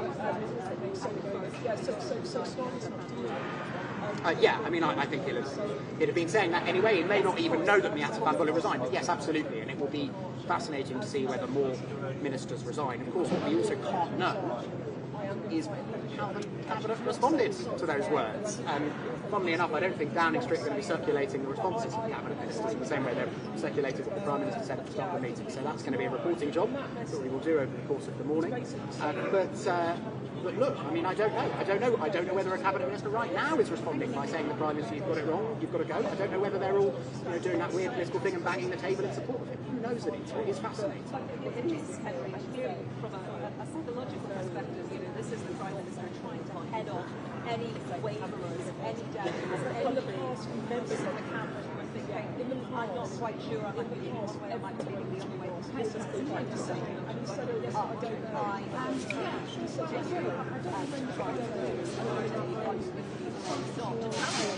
yeah, absolutely right. And of course, sorry, it's a bad day for AP sufferers as well as for Keir Starmer. But the risk for the Prime Minister in this approach is that Cabinet Ministers who might have been wavering, might have frankly been trying to sort of sit this one out, now have to make a call either way. But the Prime Minister is putting the onus on somebody here, maybe Wes Streeting, maybe someone else, to actually force this matter. And that is a power that he has under the Labour Party rules. So it will be fascinating to see whether anyone rises to the challenge that he has set. Okay, Henry, could you recap for us that? I'm just going to read it again. Cool. I think that's the easiest thing to do. These are direct quotes, according to Downing Street. The Prime Minister said at the start of the Cabinet meeting, he said this: as I said yesterday, I take responsibility for these election results, and I take responsibility for delivering the change we promised. For the past 48 hours have been destabilising for government, and that has a real economic cost for our country and for families. The Labour Party has a process for challenging a leader, and that has not been true. The country expects us to get on with governing. That is what I'm doing. We must do as a party. Okay, Henry, stay with us. Thank you very much. I'm going to return to our guests, Labour MPs, Toby Perkins, Labour MP for Chesterfield, Paulette Hamilton, MP for Birmingham Erdington. And thank you both very much for your patience. Apologies for delaying speaking to you. I just want to get your immediate reaction to what the Prime Minister has said. I hope you were able to hear that. Toby Perkins first.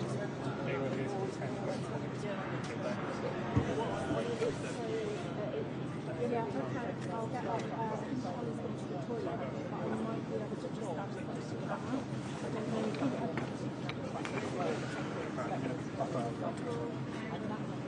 see if you can see if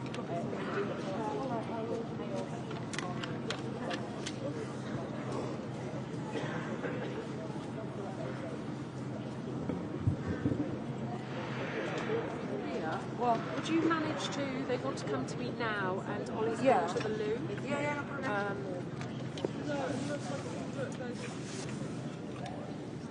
And Paulette Hamilton, the same question to you, your reaction to what the Prime Minister has said, to what your Labour colleague Toby Perkins has just said.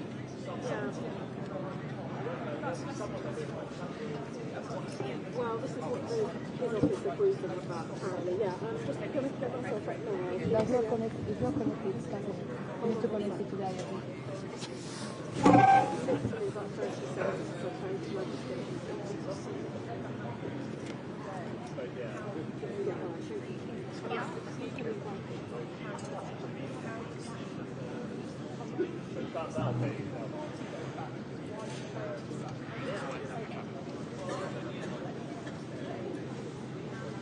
I think you're going to have to project a bit more. It's like Gobby. Gobby number 2. There is a difference between Gobby and this young man here. All right, now. How's it going? Yeah. South Shields. He was from somewhere south of London. Oh, right.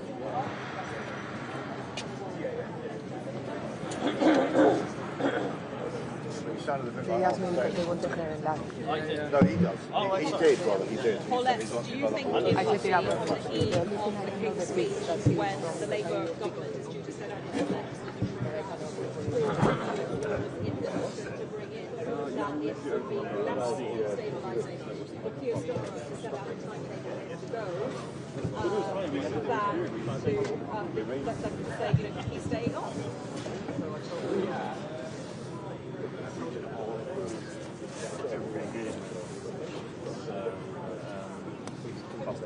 Take the focus is in case they are judging them.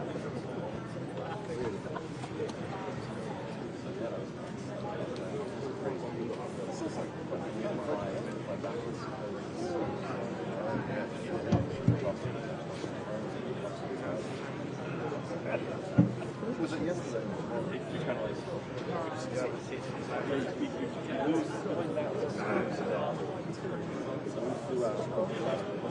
Paulette, I just need to say sorry to get almost out of to allow Toby to come in. Paulette suggests that Keir Starmer is just not the right individual to lead the party forward, to lead the government forward. Very briefly, 30 seconds. Yeah, they did last.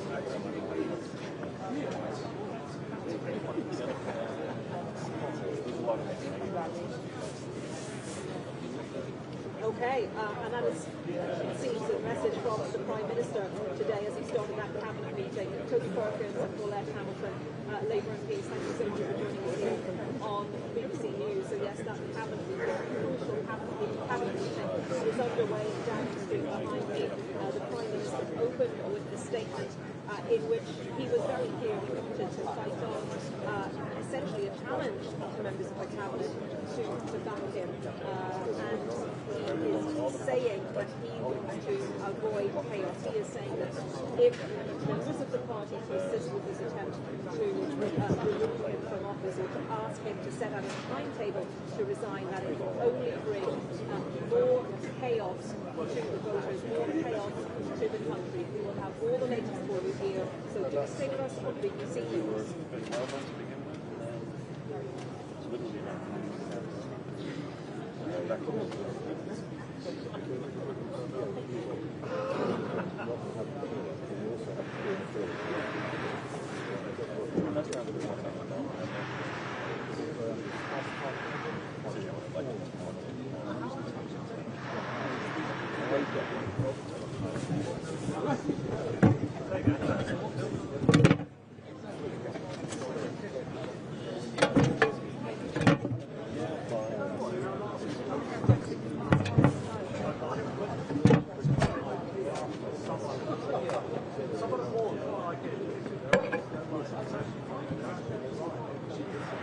Yes, well, welcome to Downing Street, the Cabinet meeting behind me, an absolutely critical meeting for the Prime Minister, but some words have been breathed out to us to the effect that the Prime Minister says he's going nowhere. So apparently he will be telling the meeting, as I said yesterday, I take responsibility for all these election results, and I take responsibility for delivering the change that is promised.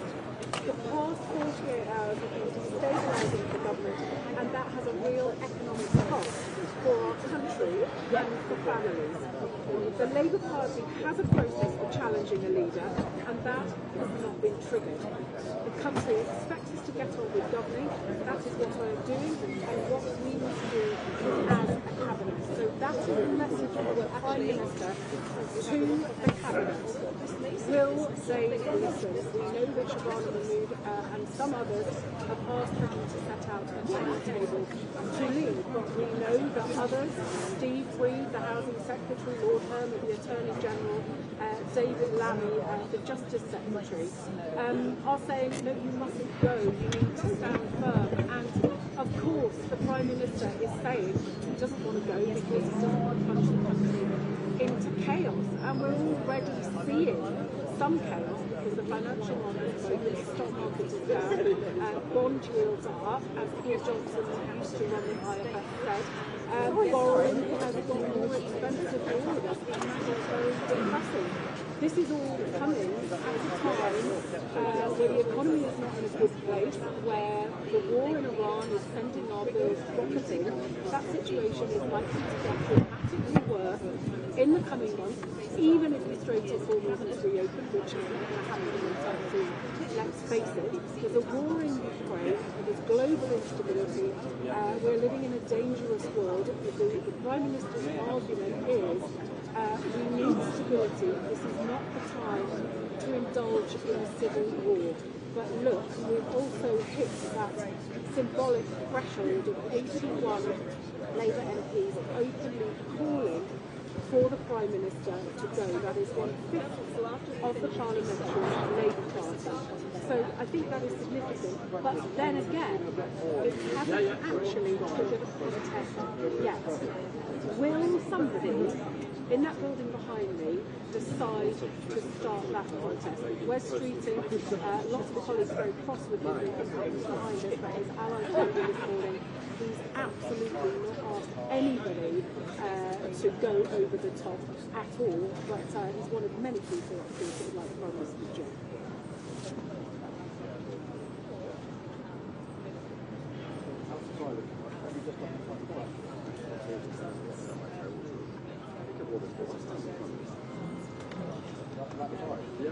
Tea? Can you tell me what's coming before the tea then? Welcome to Downing Street.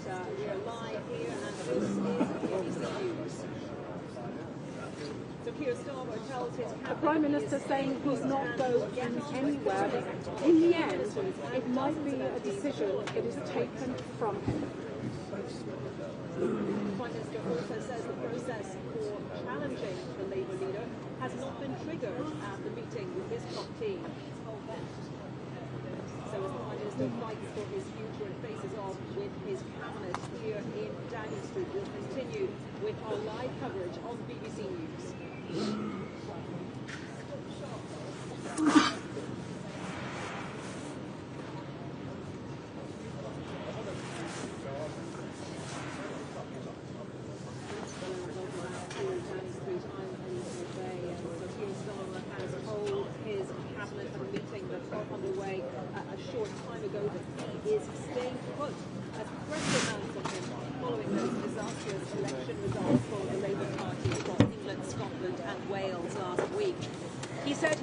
Responsibility for the results, but that the process for challenging a leader hasn't been triggered, and as a result he says he will get on with governing. So as that meeting got underway, the first government minister resigned her post, a really interesting piece of timing. In a post on X, Miat Southman-Buller, Communities Minister, told the Prime Minister, our country faces enormous challenges and people are crying out for the scale of change that this requires. She went on, the public does not believe that you can lead this change, and nor do I. Our faith and communities. She joins 72 other Labour MPs who have publicly urged Sir Keir Starmer to go now, or to set out a timetable for his departure. We don't know yet how the Prime Minister's message was received by his cabinet. We do know that there is a split in the room. Among the ministers calling for him to set out a schedule, a timetable for his resignation. Well, is our beautiful Chris Mason. Chris,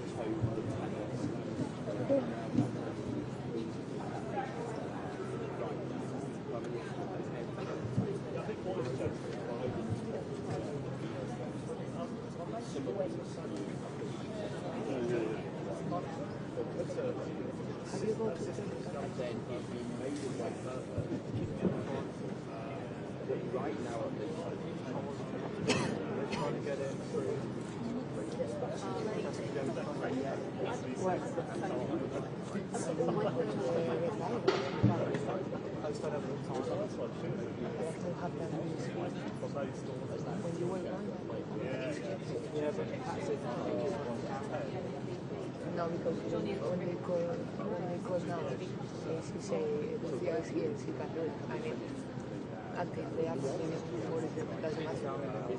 It's up to her.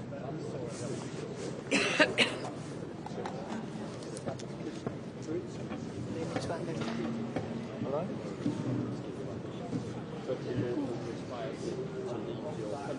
Great question. Yeah. And the back door.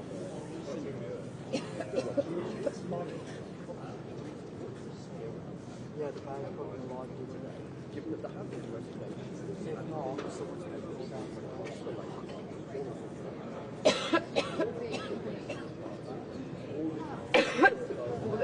well, yes, when the herd moves, of course, that the herd is moving.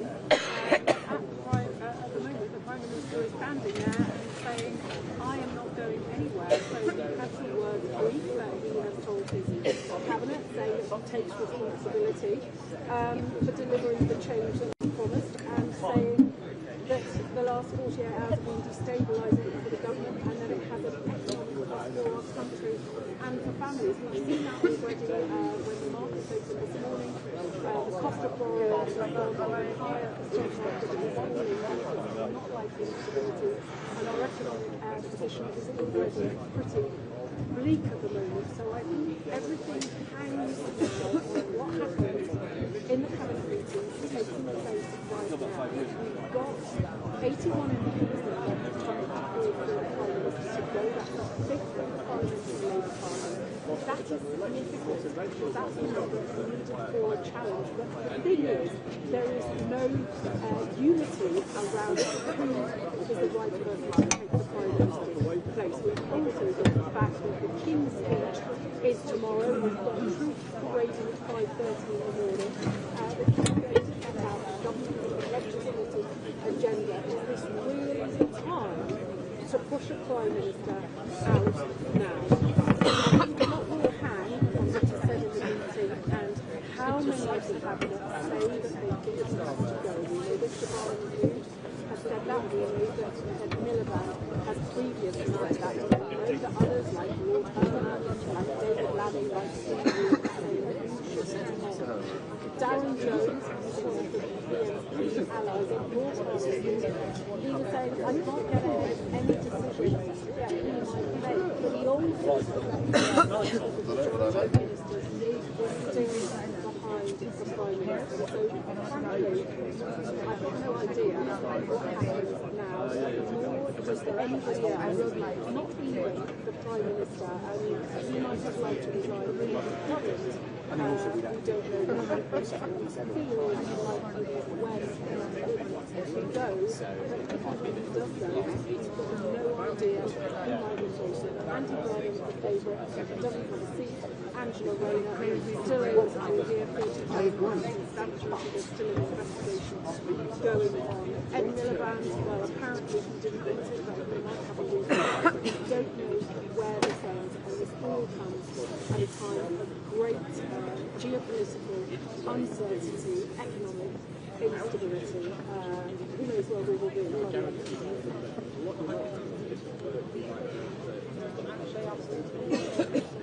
which is a leader who does not have a mandate from the country directly. They're worried about instability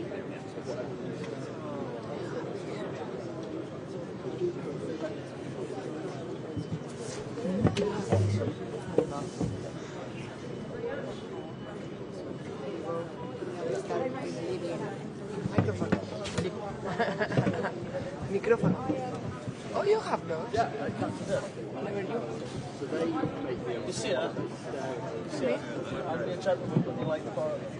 No, because I cannot proper do the camera stuff. But thank you though.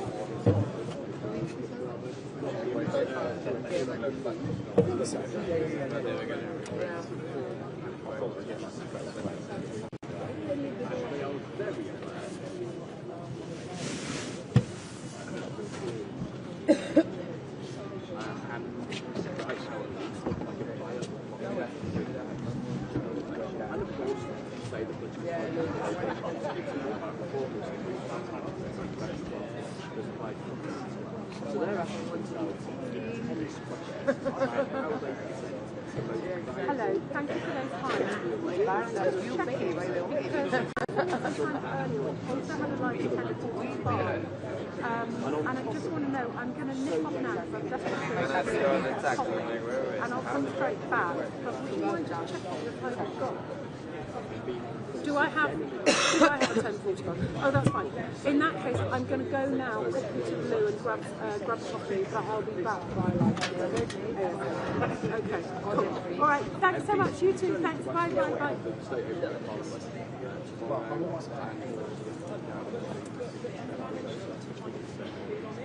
But this country is worse than in Spain, eh?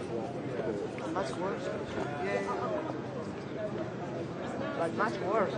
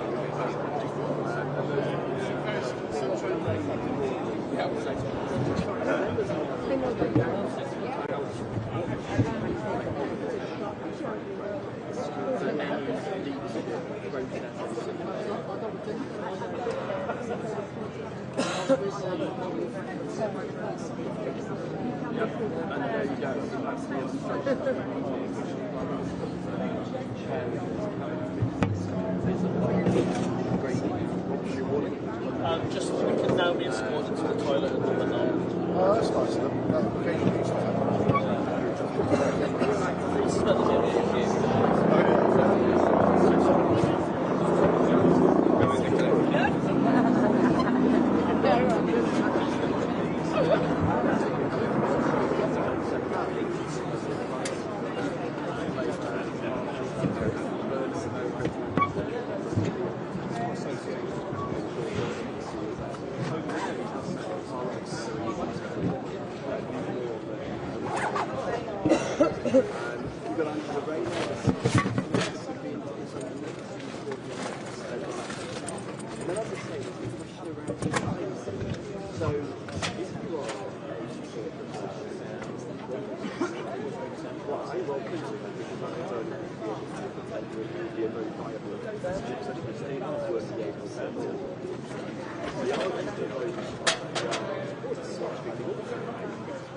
And there is something in this beyond the self-serving position of the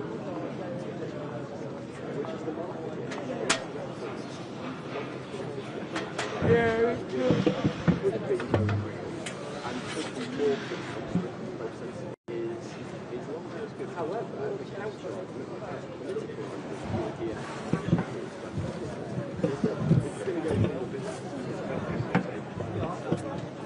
At the very least, that government can do is we had the money looking at the full breadth of the rather than looking for somebody and that gets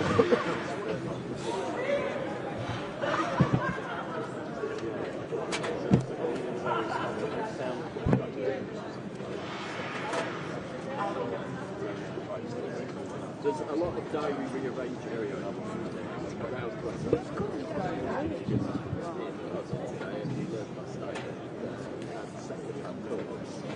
the reality at the moment is so million times that people might have to what we're going to do is the next 20 minutes And that's kind of where the future will really learn to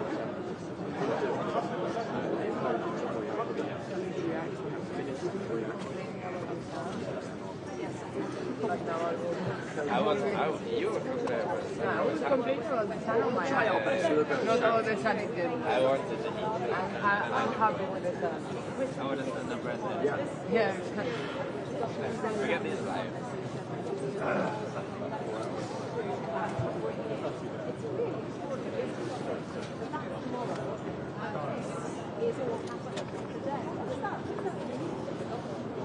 I think it's actually absurd that if you were to walk the half a mile from here and Parliament down the road, you see the absurdity of all the roads are going to be in the back. The wide piece of carriage, the sovereign will open Parliament, the state open year or so for a session of Parliament where they're going to assess out the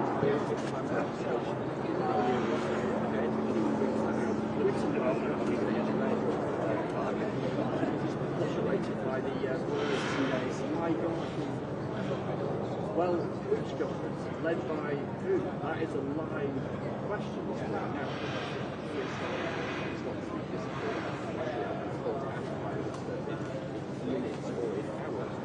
Should we be around to lead a government implement active legislation that is totally live which is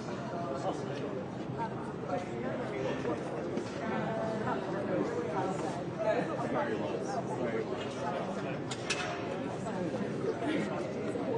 well. Apparently, as a listing back this is not instability and consequences. Yes, we're showing that now to our viewers. This is not instability has consequences. The people who elected us, elected to you, we must unite behind No, they don't want these from the same place. They come on the front or groups of them from the left.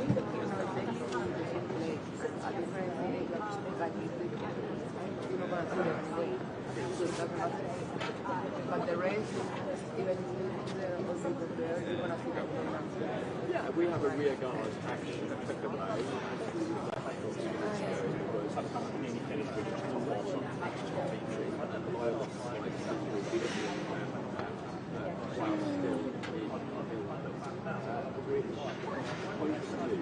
of those moments which we have now seen where who have got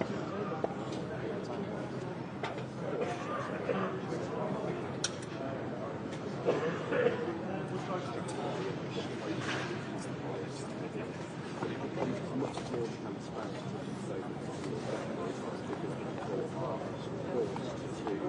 to say what they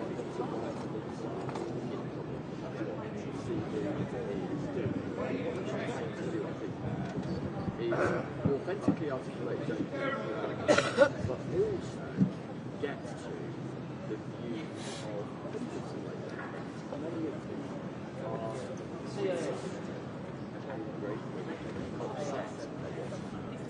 deeply unpopular.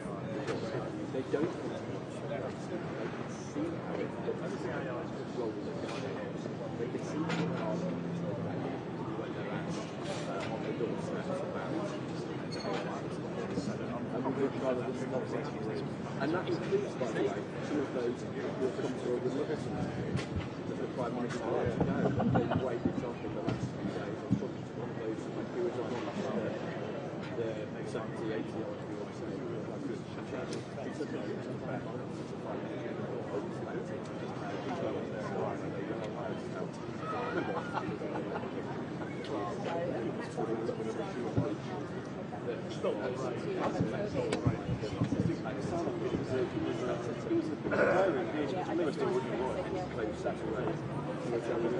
that's the reality of the kind of personal problems, no way the language that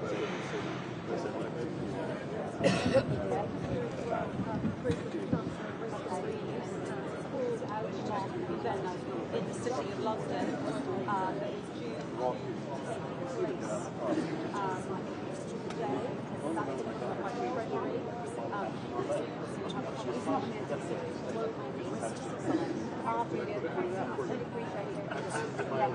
Yeah, the really is.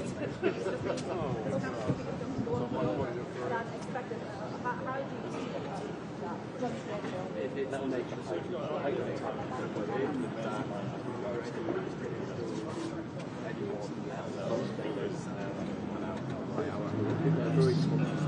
very conscious of being how things are or what might happen. Frankly, we don't know because things might change.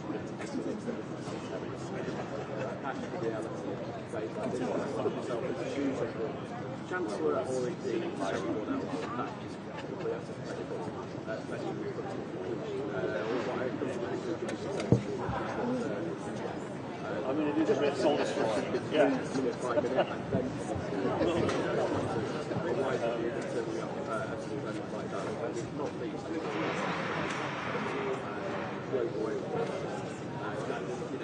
And a chancellor who's been in police officers the best part of the last 2 years. Yeah, I've got a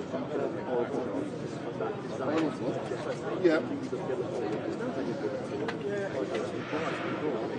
Fiscal knowing that political turbulence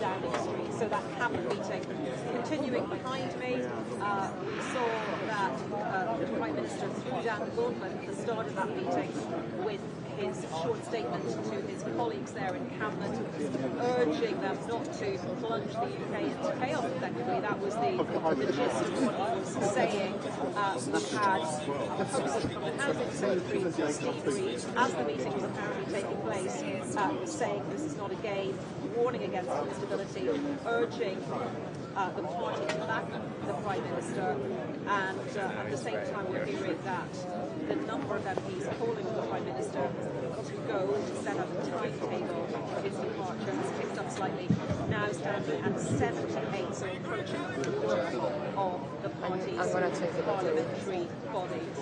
We will be back here very shortly with you in Downing Street, or very late right now, a short break around the world and across the UK. This is BBC News.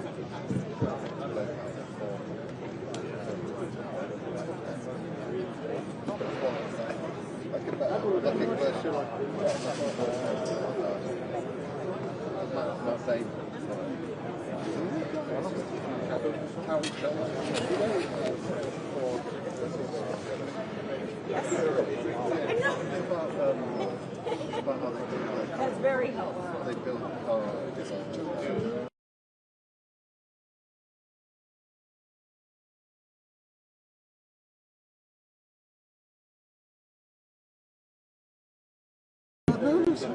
Yes, and I'm happy with that one as well. Did you catch that? I've got Henry back with me as well.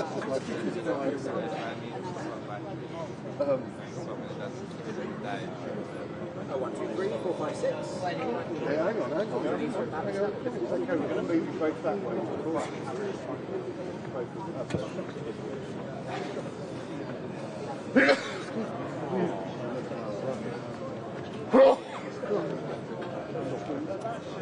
Hello and welcome back to Downing Street, which is going to be the scene of a really consequential day for politics in the UK, one way or another. The Cabinet is having a meeting right now as they debate the future of Prime Minister Sir Keir Starmer, but he threw down the gauntlet at the start of that meeting and said that he was determined to fight on, basically saying that to do otherwise, to change the leadership at this point, would be hugely chaotic for the country, and that he had a job to do that he wanted to get on with. At the same time, as that cabinet meeting was getting underway, we saw the first ministerial resignation. Miata Yangola, the communities minister, calling on the Prime Minister to set out a timetable to go, and the number of MPs calling him to do that has ticked up ever so slightly over the course of the last hour or so, from 72 to 78. But then in the cabinet meeting itself, you had the Housing Secretary writing a post on social media saying that it would be essentially ridiculous for the party to try to change leadership and that it would only deliver instability. So that is a broad overview of what's been happening in the last hour or so. We just don't know what the cabinet is going to do after this. Many of them likely without having fully made up their minds, without fully having arrived at a position of what they want the Prime Minister to do.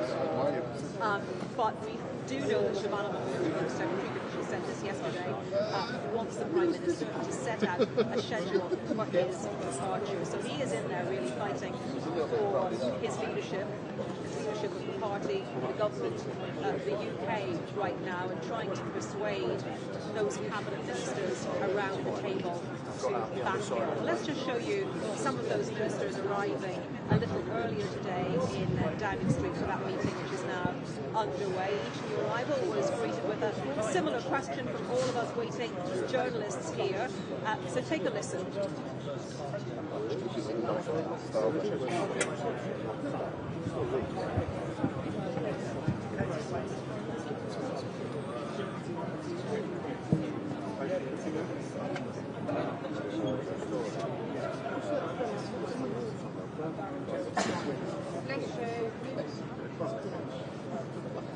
Well, it's on time, isn't it? We used to go in and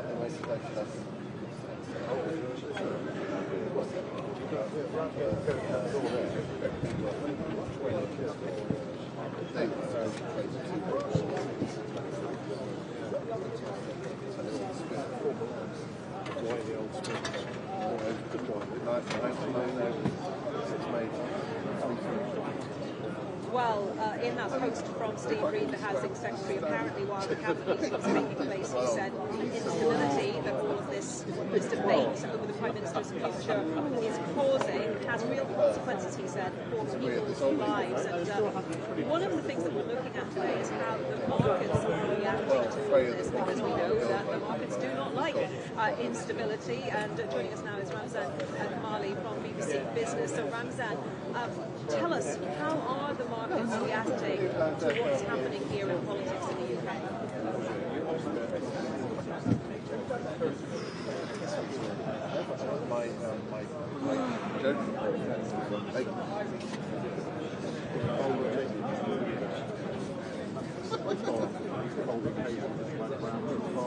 Oh yeah, do that, definitely. I've got a signal.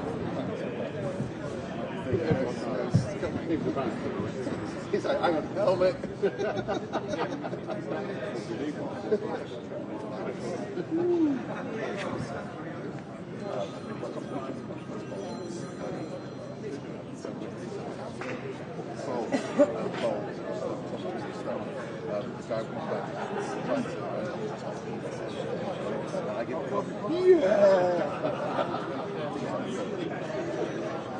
I just called myself.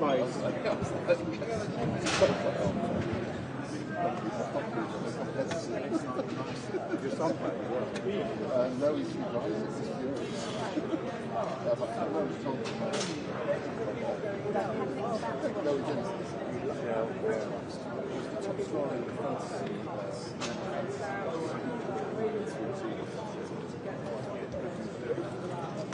so I haven't done no. Be careful.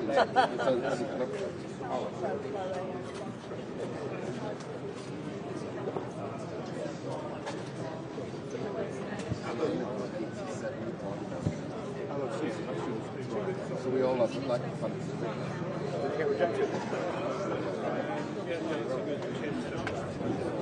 I lost it. What happened? No. Yeah. You get turned away. Why wouldn't they let you go? No.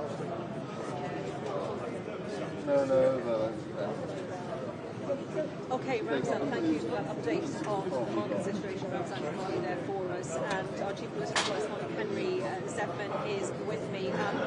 Henry, we've got about a minute and a half. The Prime Minister is saying to his party in general, and Wes Streeting, the Health Secretary in particular, pull up or shut up. That's the phrase John Major used when his leadership was under strain, and that is where Sir Keir Starmer is heading. He has essentially dared the cabinet to remove him, dared the Labour Party more generally to bring back his rival to displace him. He's saying, look, it's all well and good. I'm paraphrasing to be clear.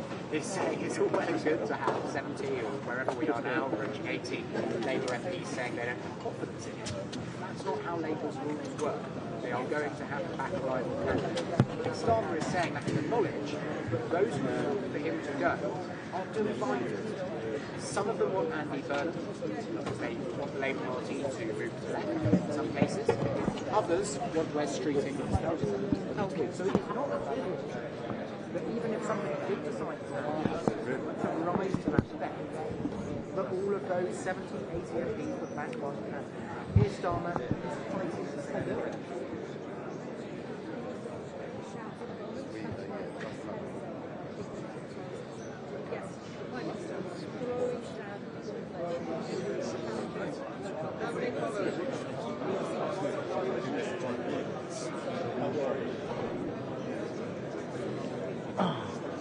Well done, everybody.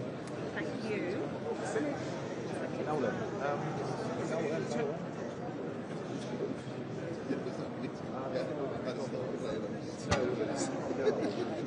Of course, yes.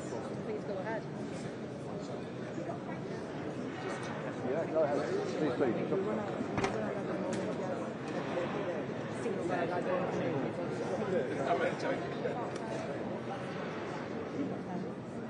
What about? You're disappearing.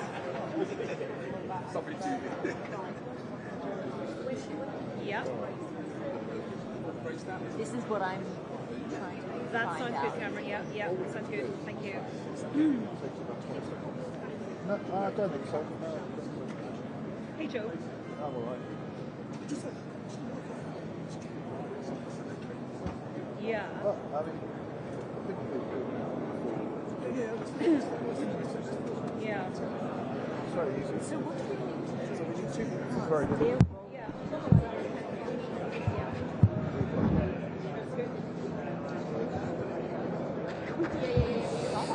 In a package? Yeah. Would that be? Yeah. Let me just ask Henry.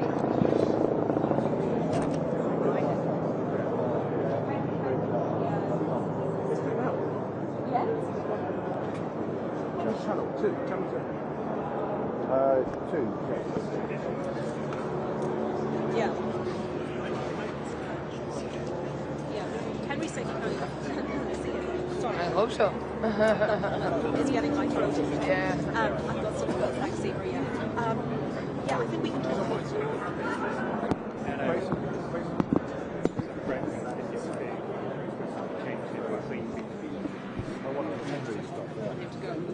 What does it do for that person or people? So we can talk to them. Sure. Thank you. On the eye, yeah.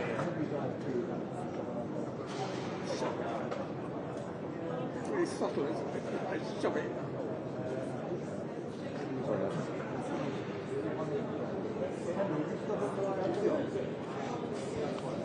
That green cable goes in that hole. No, leave it in that end. Very few. Just stick it in that end. Yeah, go ahead.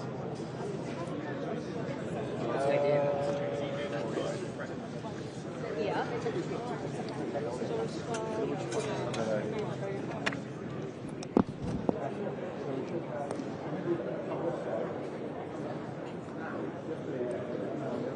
But it's not an A yet, Richard. No, just to frame the shot. Frame it, yeah. And then we can just relax a little bit. We'll be ready for those. Sorry, guys. Sorry. Thank you. That's it. Oh, sorry. Yeah. So we don't want to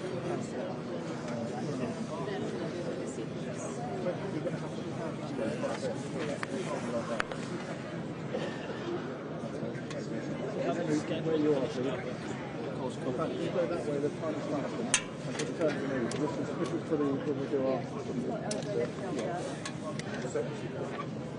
I've got a CD with some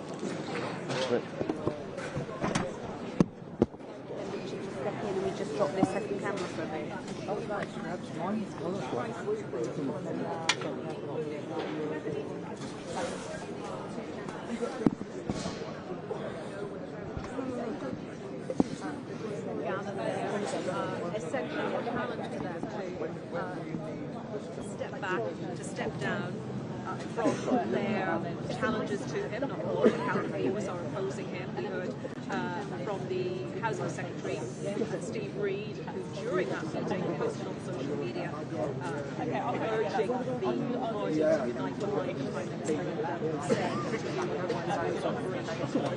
Perfect. Looks just really nice and straight and elevated. Next, how these cabinet ministers will react during that meeting, will they come out of that hallway?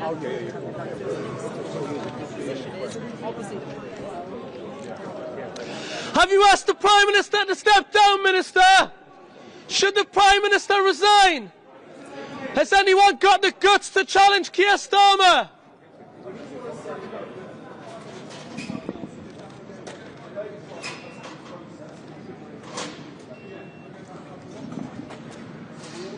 Is he now the Prime Minister in name only? Is he right to fight on, Steve Reid? Should he continue? Steve Reid, the Housing Secretary, who I was just mentioning during that meeting, his support for the Prime Minister and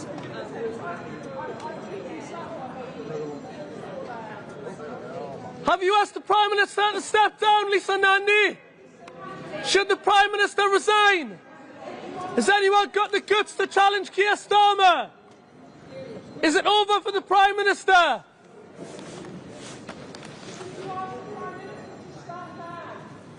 Should the Prime Minister resign, ministers? Is it over for Keir Starmer? Has anyone got the guts to challenge Keir Starmer? Is the Prime Minister in name only?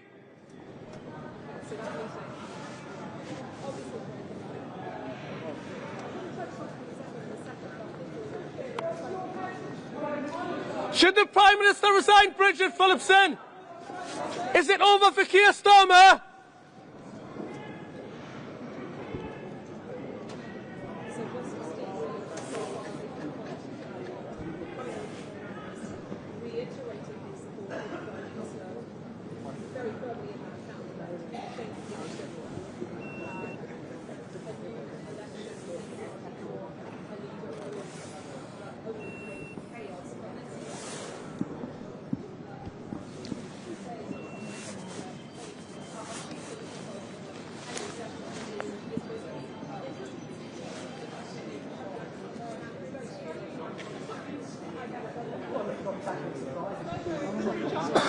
You support the Prime Minister, basically.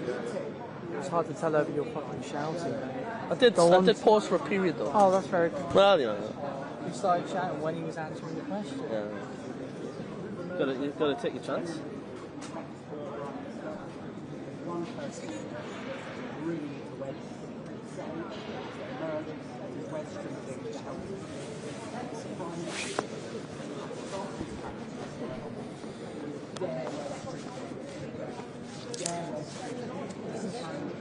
I can't tell because this guy was shouting. I told you to stop. I told you to put the microphone because he was saying something.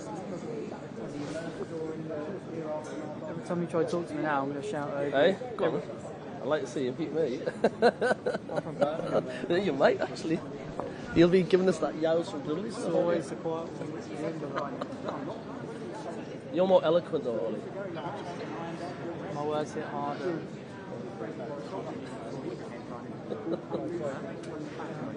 I think you're a straight talk, aren't you? Talk of politics, where's Catherine? I'm not in charge of my headphones. I'm sure she'll know. I'm sure she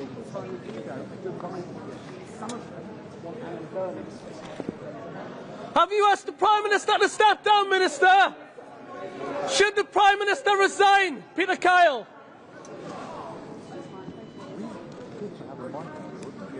Ed Miliband, should the Prime Minister resign? Have you asked the Prime Minister to step down? Is it over for Keir Starmer?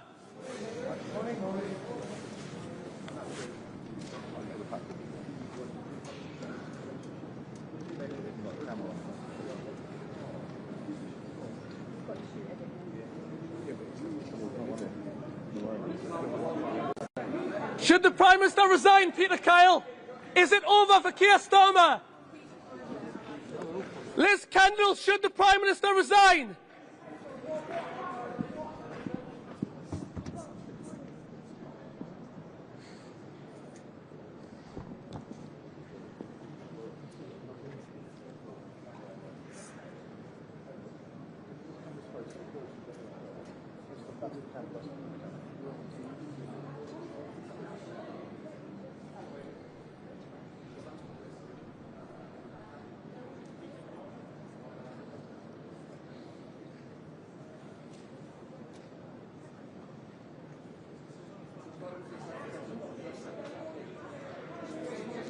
Have you asked the Prime Minister to step down, Liz Kendall?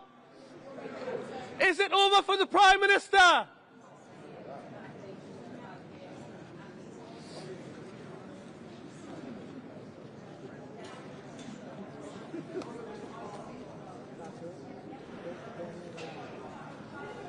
Should the Prime Minister resign, Pat McFadden? Is it over for Keir Starmer? Is he finished, Pat McFadden?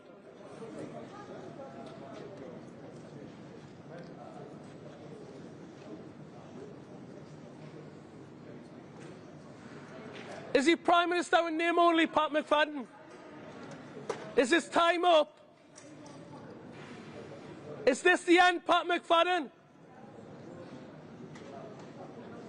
Is he right to fight on?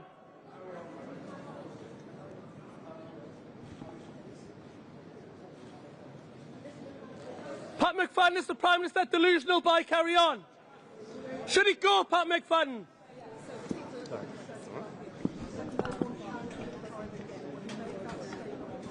First major on this side. No one else can hear, like, some BBC or something.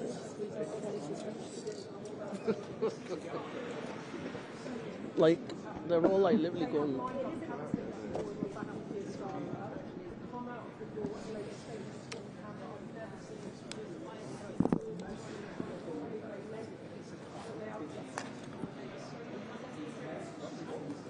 West Street and so on. We don't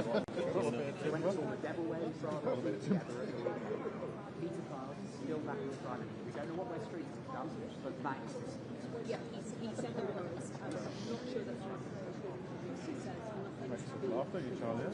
Yeah, so as far as chuckling away. That means nobody. Dawson will come out in a minute, all fat as well. Actually formally go for it, run against the state. Just a recap, Prime Minister's argument over the years was that the leadership process has not been true. It doesn't matter how many MPs say they do or don't have confidence in it. 81 MPs back rival powers. What's the vision among those MPs?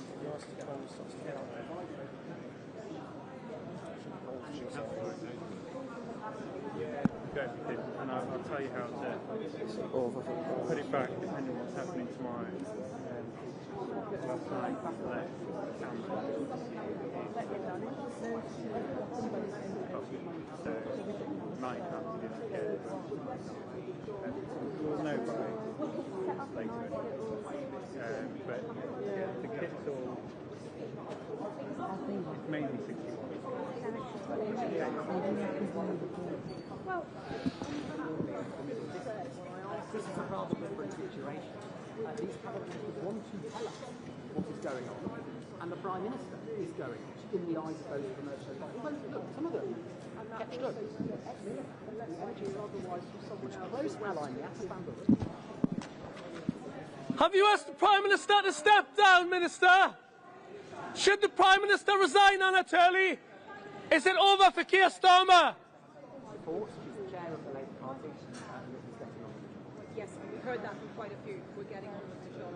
And I just wonder, put this in or should I put this in? We'll go out on those.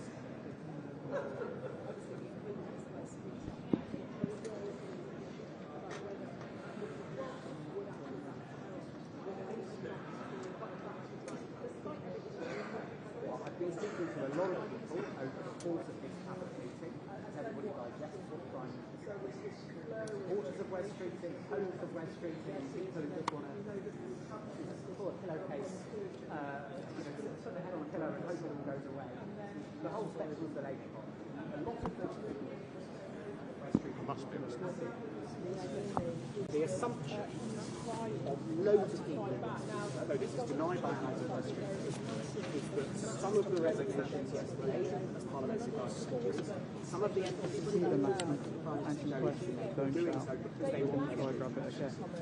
We all know how many people have come out and 6 months. I understand. Well, yeah, well, you know, I'm not a human being. Stand up.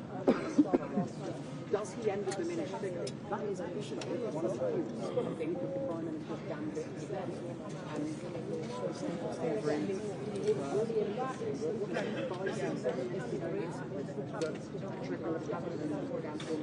Question, please, Steve, Pat.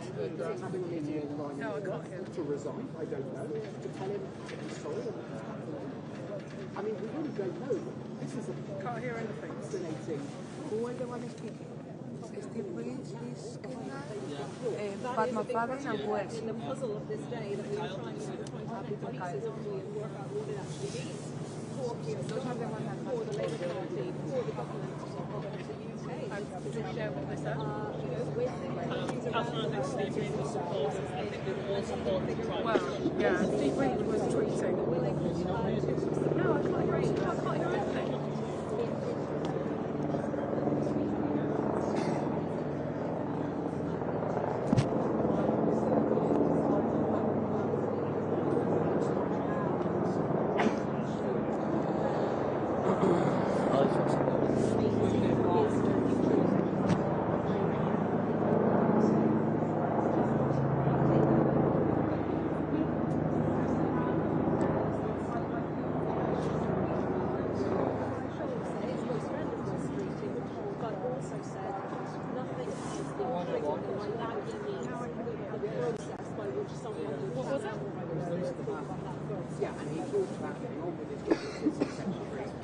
Yes, I can hear you now. Sorry, I couldn't hear anything before. This bit of the scrum, the clear indication I took from it.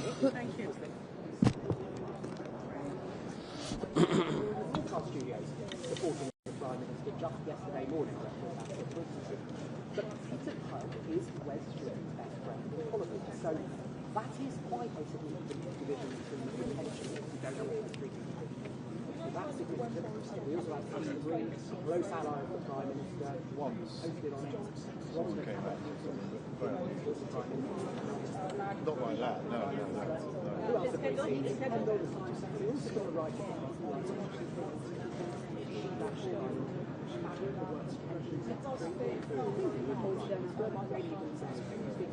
I think he said, yeah, I'm pretty sure he said, we're getting on with the job.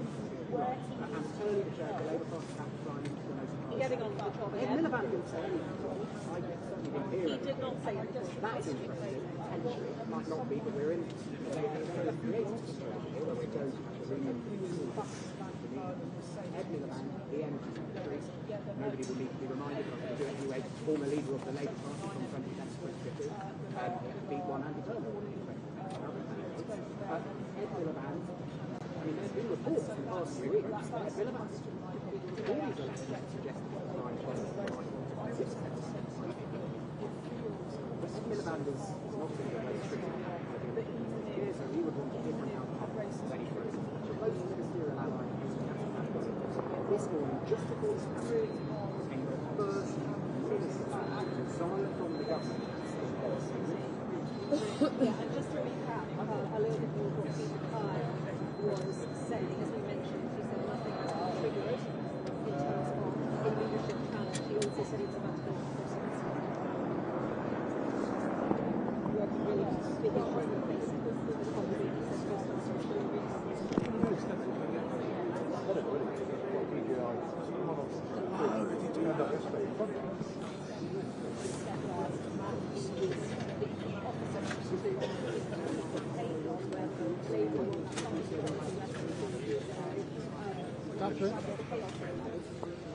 Have you asked the Prime Minister to stand down, Lord Helmer?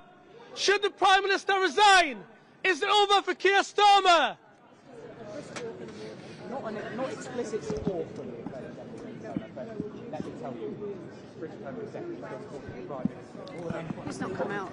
Sorry? Who's not come out? West Streeting hasn't came out. That's a noticeable one. Perhaps he's saying, please don't challenge me. You never know. He's going to come out without that. I'll make you Chancellor, Wes, if you don't challenge me.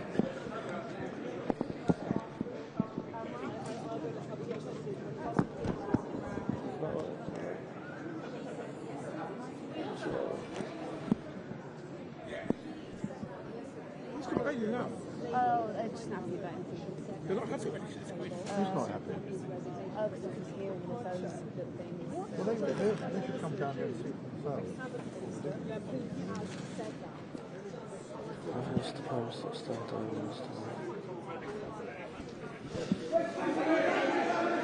West Streeting, do you want to be Prime Minister? Will you challenge Keir Starmer? West Streeting, do you want the job or not?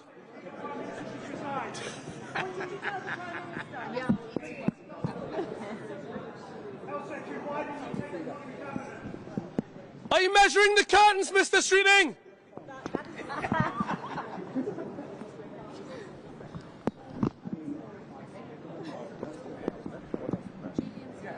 Let me ask a question. Yeah, he has. Yeah, he came out with a massive rush of them.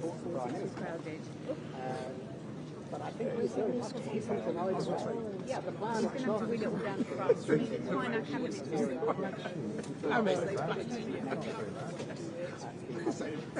he's going to be in the press next year. I'll still get a job with that, won't I? Yeah. So can you or Johnny go and meet him? Table chairs. Yes, well, good morning. We're down the street where the cabinet have been emerging following that critical meeting we just saw. Where's the street?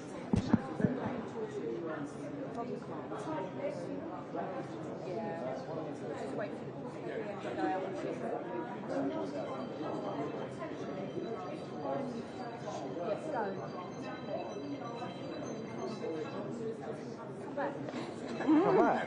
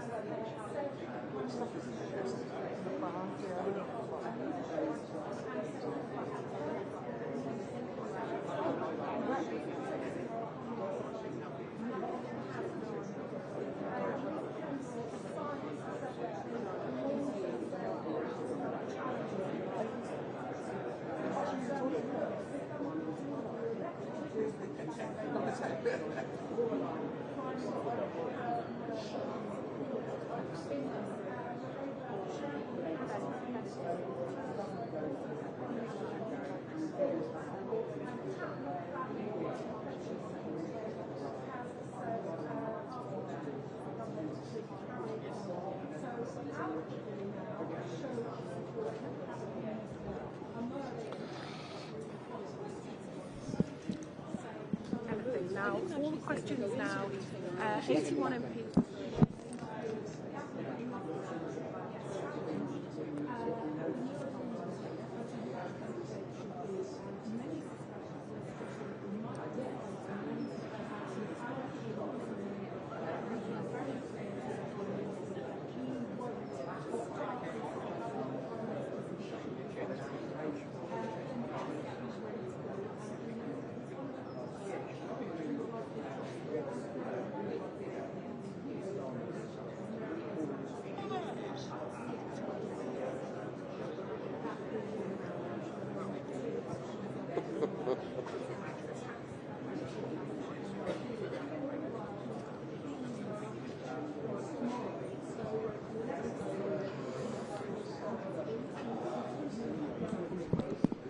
Or there could be a pause for Jackson King's speech and the Prime Minister still in office.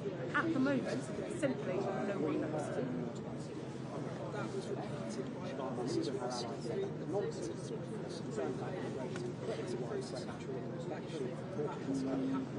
legal and illegal immigration. That's what we're doing. So we need to raise so she's really been front and centre of the Labour Party's attempts to deal with immigration, irregular immigration.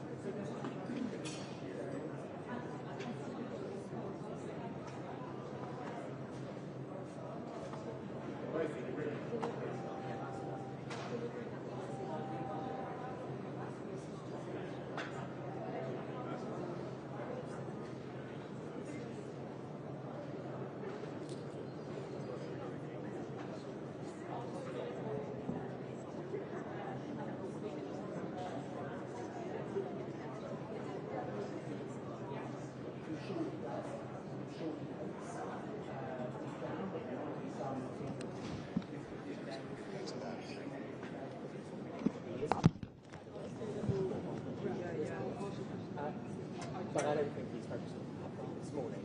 This is a man battling in the inner mechanics of the Labour Party for his own position. It is very much discussion playing out in the ear of hundreds of the national and international media. But this is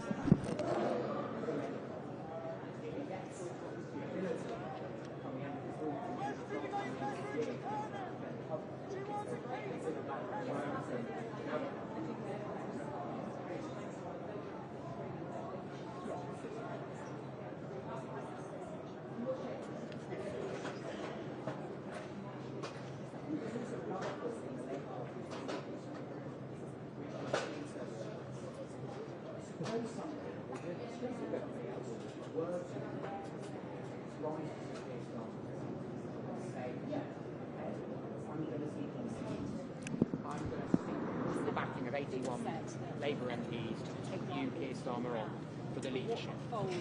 Keir Starmer doesn't need 81 MPs.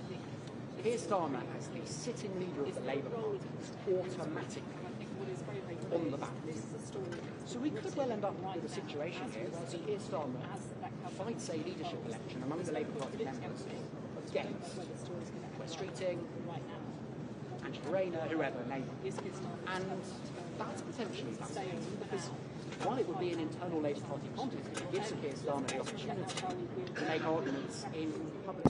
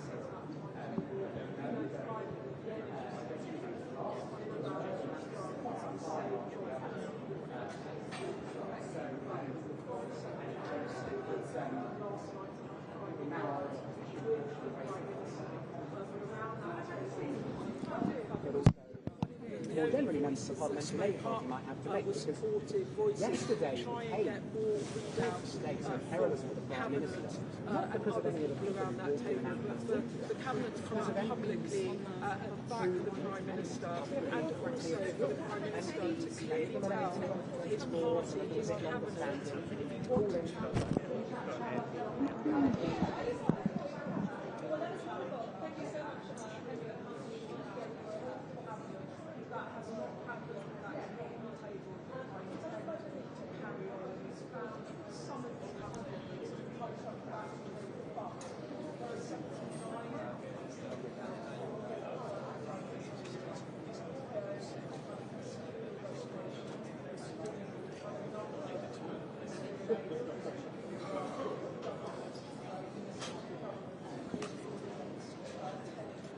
It's Baroness Jenny Chapman.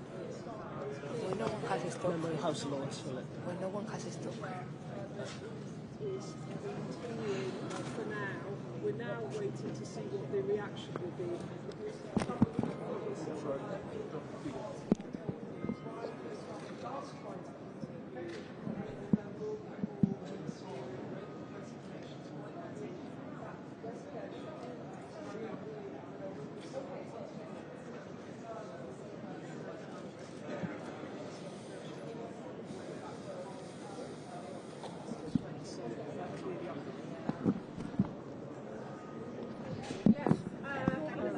Coming out making supportive noises about the Prime Minister, all except for where he's treating.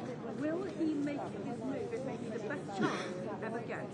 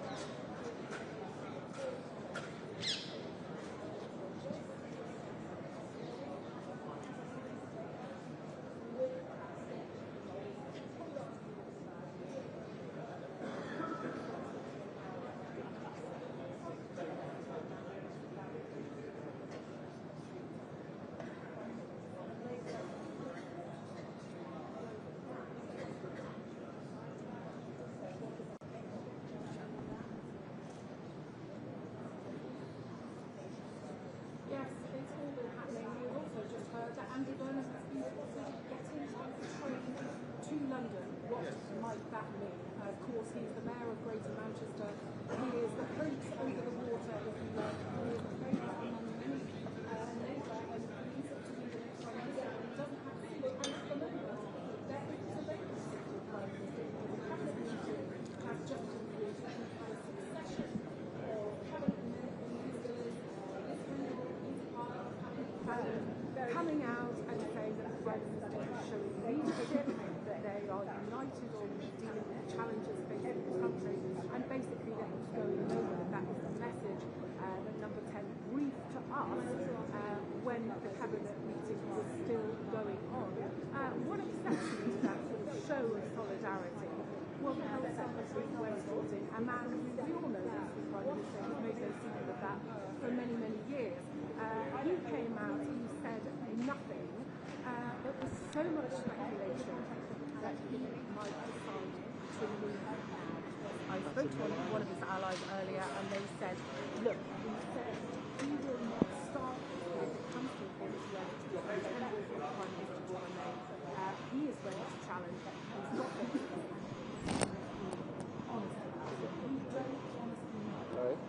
Move over.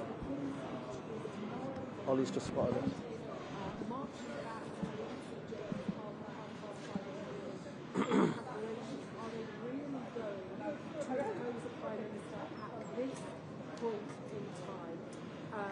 Nobody knows what happens next. It was a government taken on the back of Labour chaos. They promised to end the chaos, to bring stability, and yet here we are again. And if this Prime Minister goes, we could be looking at 6 Prime Ministers in Britain in just 7 years.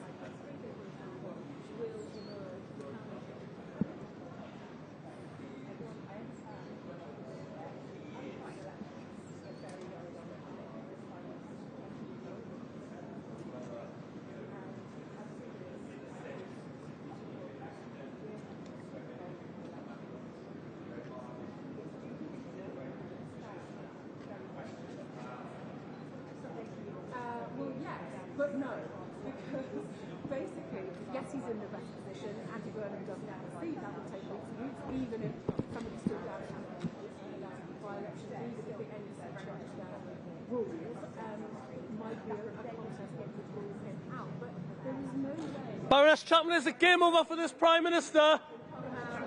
Should the Prime Minister resign? Is it right that he fights on, Baroness Chapman? There is no way Will anyone challenge the Prime Minister?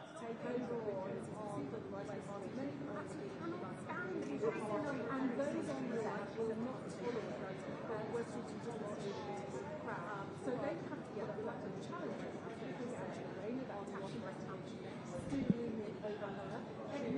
Prime Minister, but clearly that, according to her account, that meeting was very much focused on delivering for the electorate in terms of the key issues. Remember the original purpose of this cabinet meeting today was to carry on with the US war with Iran and the impact of that war of people here in the UK transition or security crisis and so on. So really interesting that she's come back to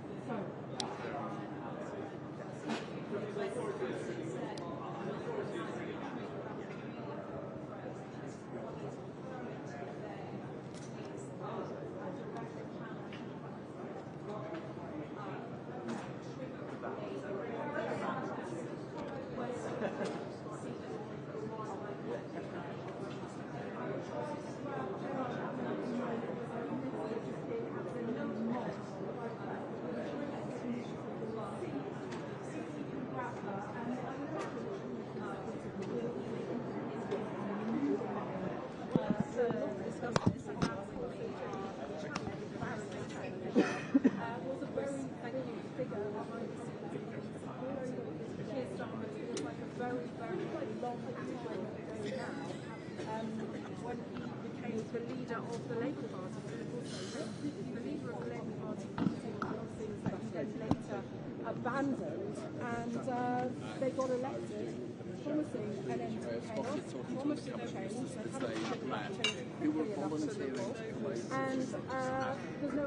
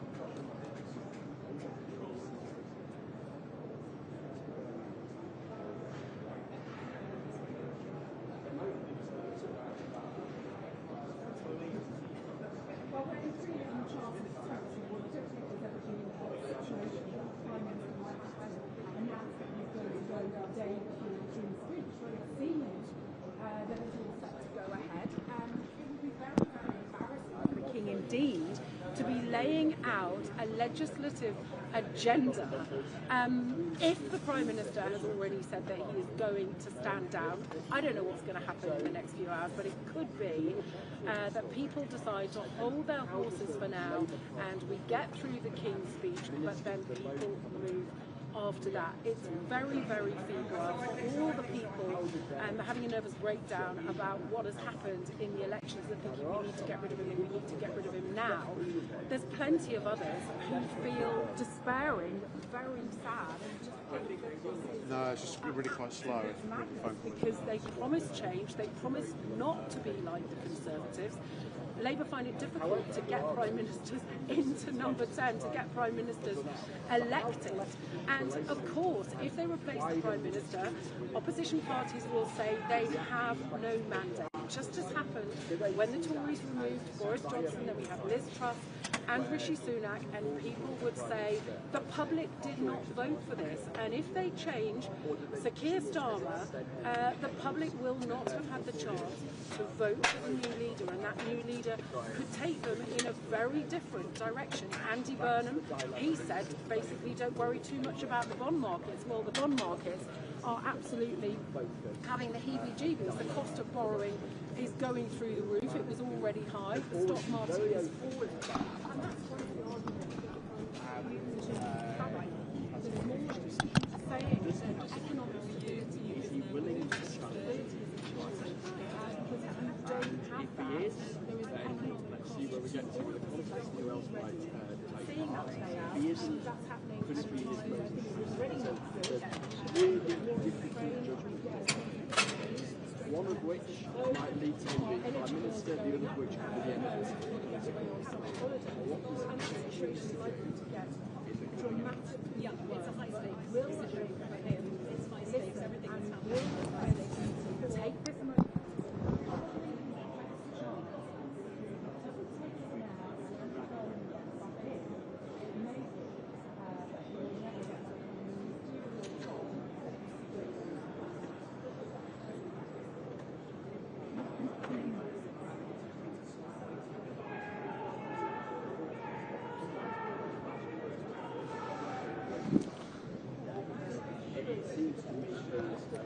Yes, that's right. Peter Kyle is an ally of Wes Streeting. At the moment, he is sounding loyal. He said we've been talking about the challenges that face the country. We know that the two of them went out to the cinema at the weekend, and I think they saw, was it The Devil Wears Prada 2? I think they did. So they were asked the other day what had been discussed, and Peter Kyle said, well, we always discuss the state of the world and the leadership, but sort of intimated that they hadn't discussed the Prime Minister specifically. Owed to have been a fly on the wall.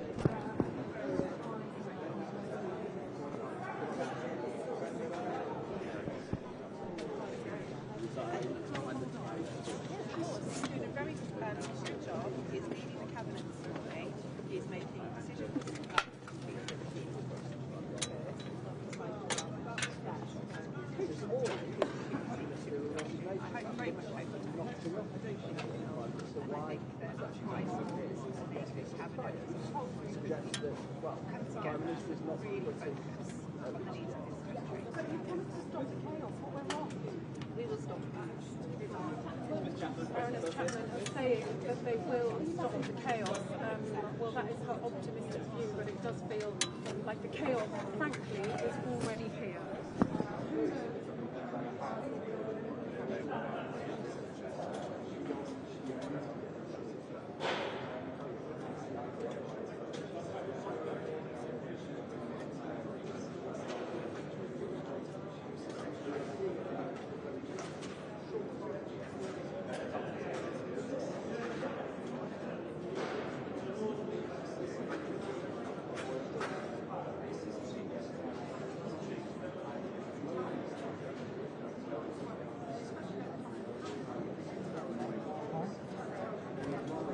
Saying anything.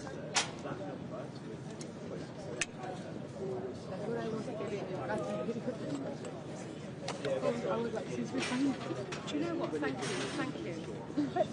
But tell me when they can't hear me. Ollie, can you turn off the volume of the mic? Can they hear me? Can you put the microphone? It's Natalie.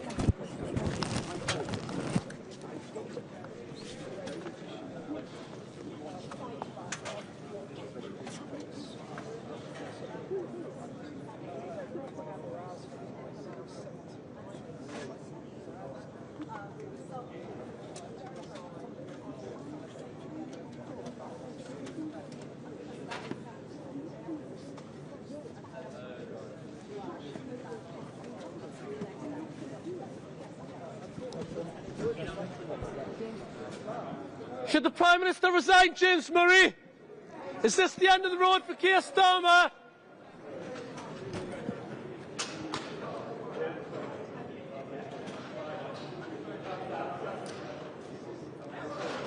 Bloody hell.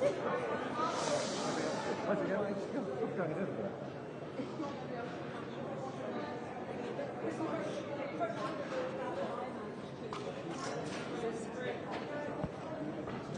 I? To pick up on the question that you asked a moment ago, Mr. Lewis, the Chief Secretary, the Chancellor's Deputy, so many people it's a period of intensity that was then first on the board.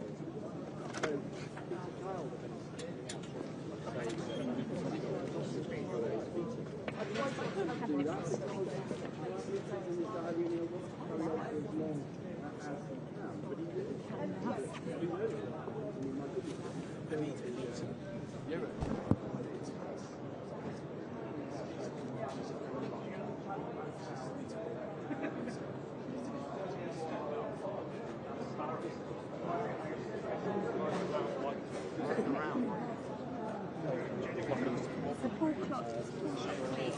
No, I'm speaking to Pat on my desk now, at the format, and I've said, do you want us to stand down?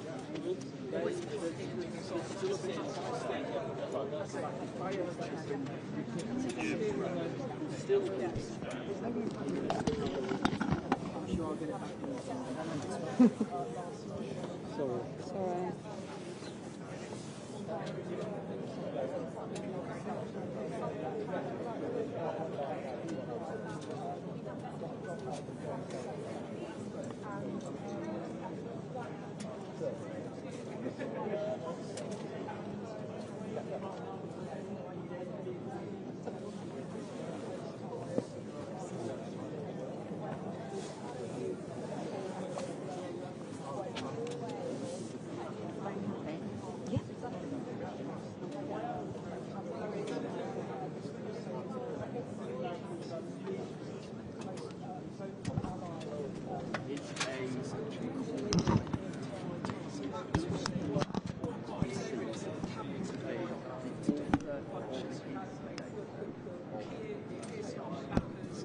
And he believes that the leadership would be exactly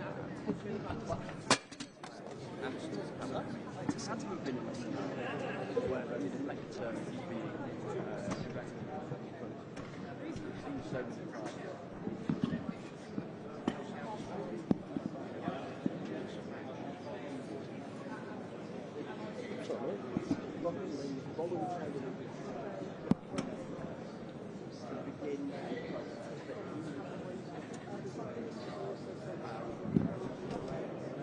Alright, this side? Alright?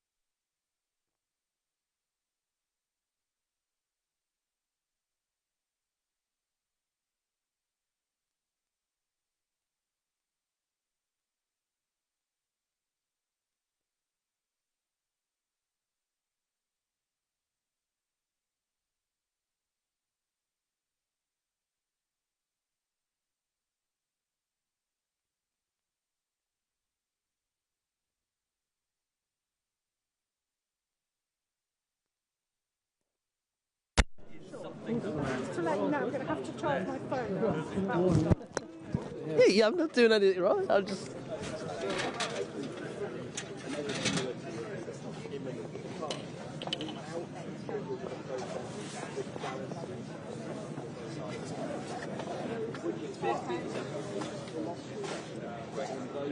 Through the gods.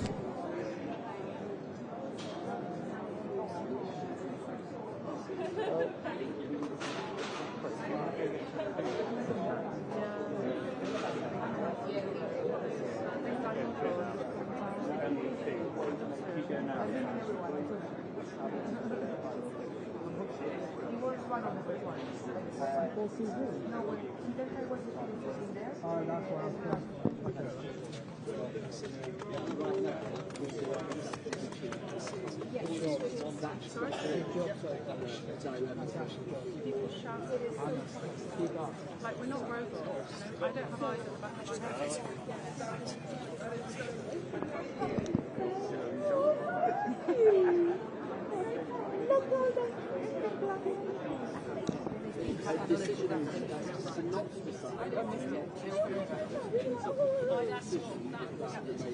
Yes. Are we done here? Stay a touch longer to be safe. I agree.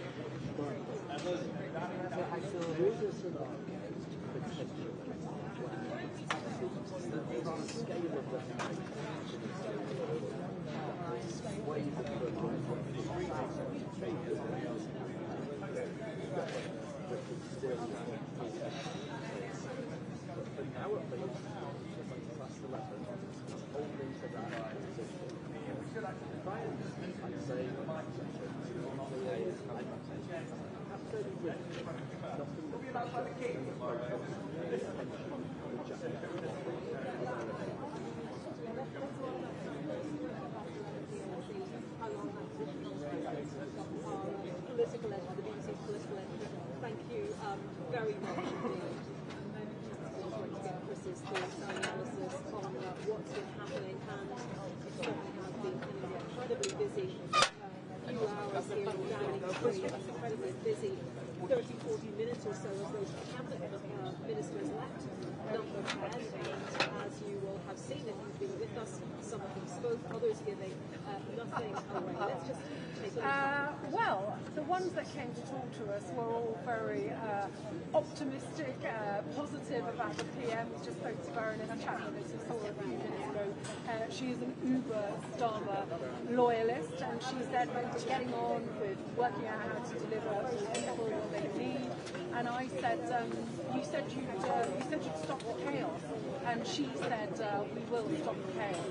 We will stop the chaos. So that's from a member of the cabinet this time.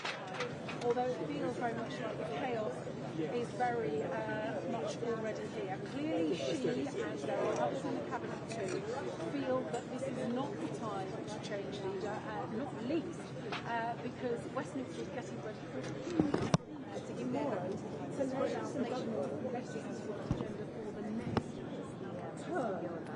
But I think what happens is how they could be critical. Westminster is very, very tightly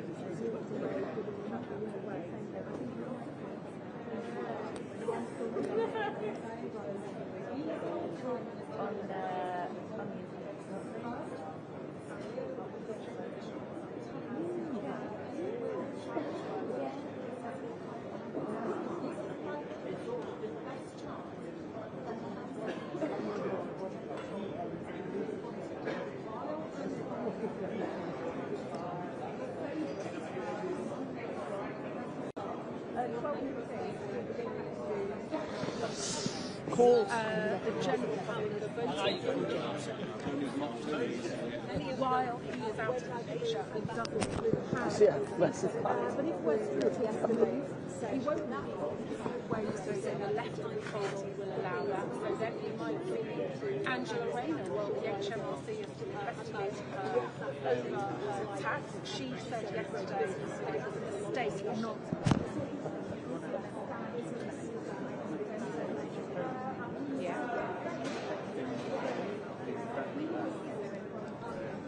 Prime Minister should set out a timetable and go. He apparently doesn't do top job. But again, people who are not just going to sit aside and let West Street in, want into Downing Street. But of course, we are getting eliminated ahead of ourselves. Current Prime Minister is going to have nothing very triggered the words of another minister, Keir, no leadership challenge has been triggered. Well, joining me now is Professor John, Professor of Politics at the University of Liverpool. Thank you very much, John, for joining us here on BBC News. I think we need to sort of all take a collective breath and reflect on what's been happening here over the last few hours. Just give us your initial thoughts. On the culture chat as well, you should do.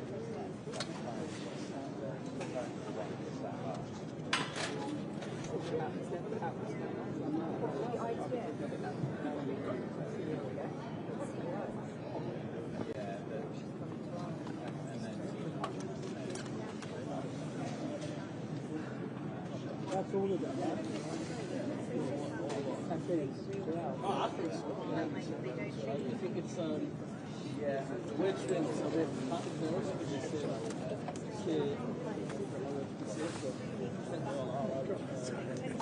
You need a sound. Yeah, you do need a sound of this. Yeah. Really, you really. I'm not good for bad. I think it's just off the court. We need to have a course that.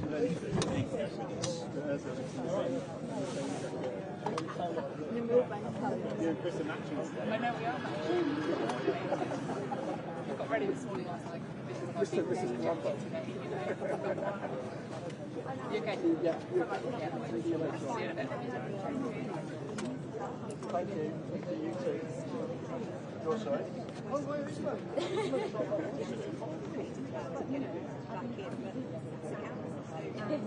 Yorkshire tea, that I like.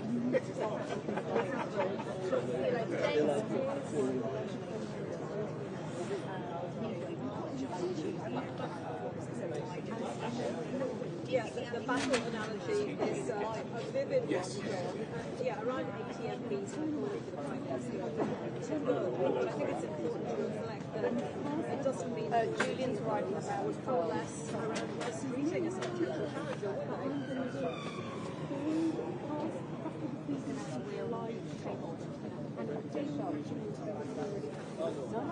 And she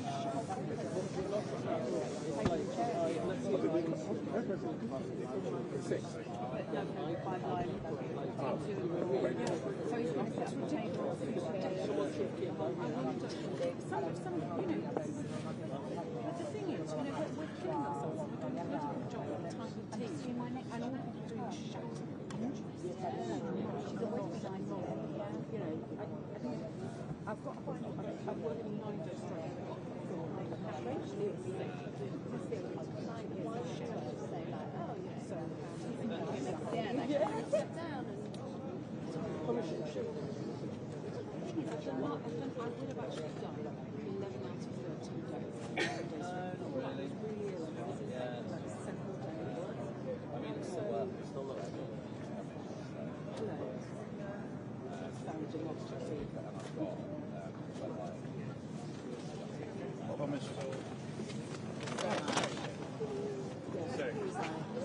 Yeah. They do a dance as well. They do, don't they? Would you like Hello?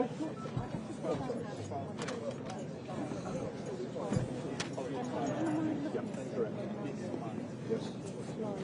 The black mark. Oh, got you. Yeah.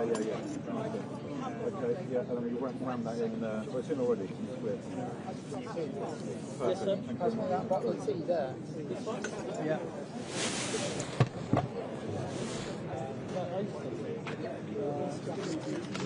John, we're very nearly out of time. Briefly, how damaging is this for Labour ahead of the King's speech tomorrow when it sets out its parliamentary programme for the year?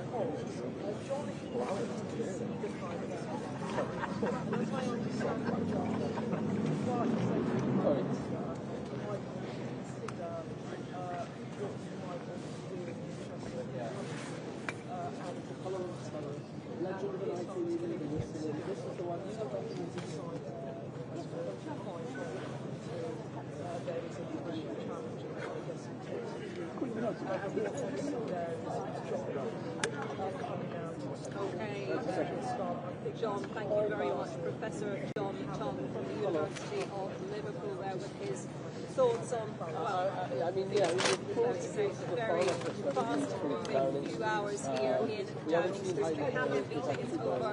Summit is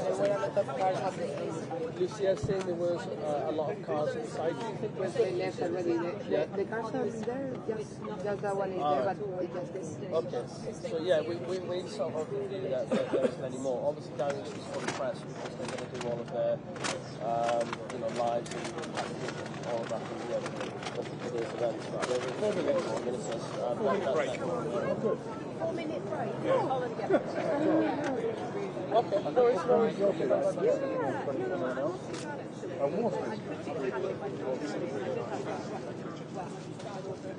Right, 6 and 10 are definitely down here. Sophie at 6, Fiona at 10. Yeah, I just want to make a couple of observations. First of all, I'm working 9 days straight. Yeah. 4 o'clock for the last 2 days. I am Yeah, we're going to be this is I'm not a vocalist. I had to go so, so I did it. That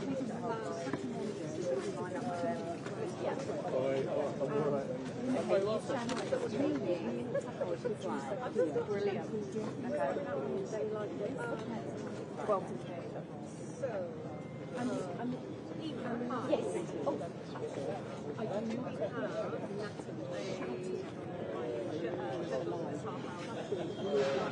Let me just check. Sorry. Just hearing about legislation. Johnny shouldn't say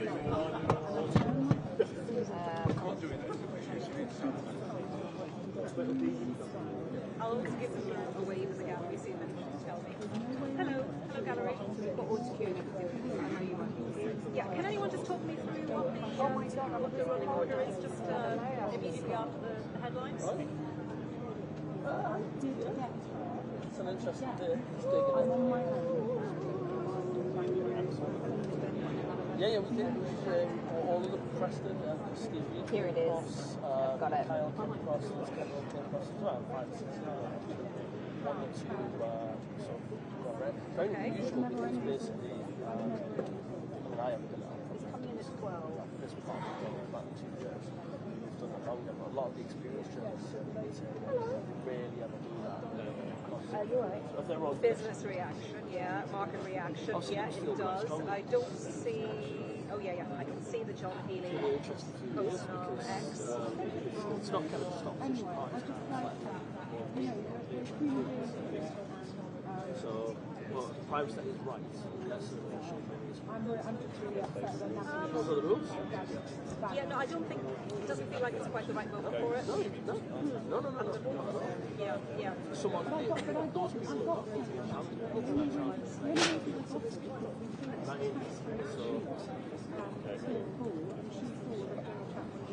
that's the thing with prime ministers. Prime ministers powerful so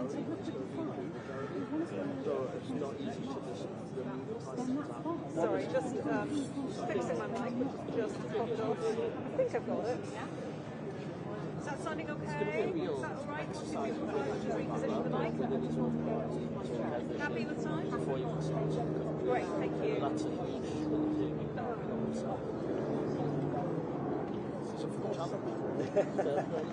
It's a better one than sorry.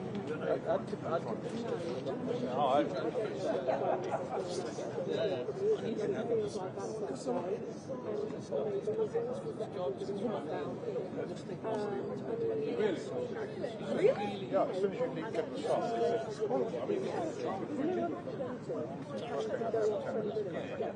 Oh, I think. 10 seconds come by. Yeah, not everyone can do that. No. I just wanted to say this because I just feel that none of this is my fault and I'm really doing my best as I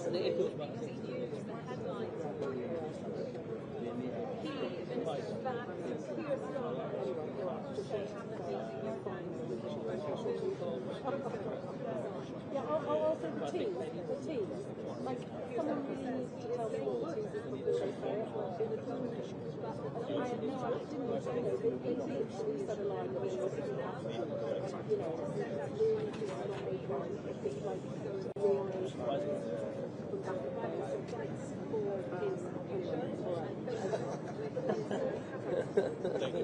No.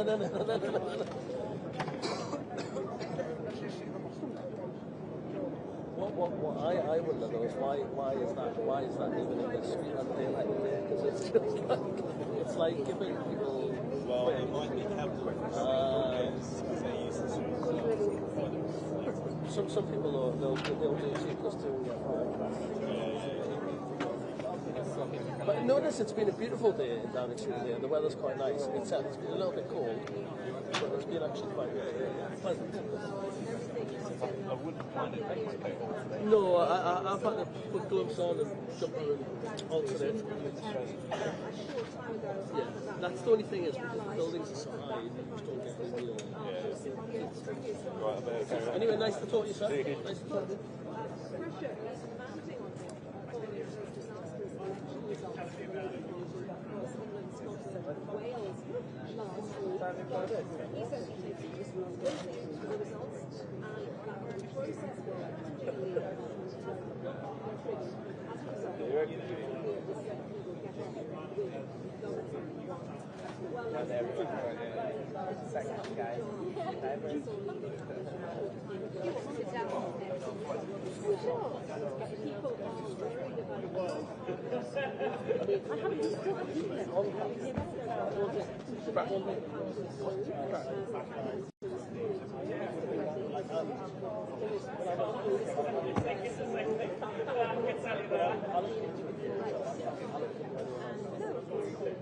Well, you should have had some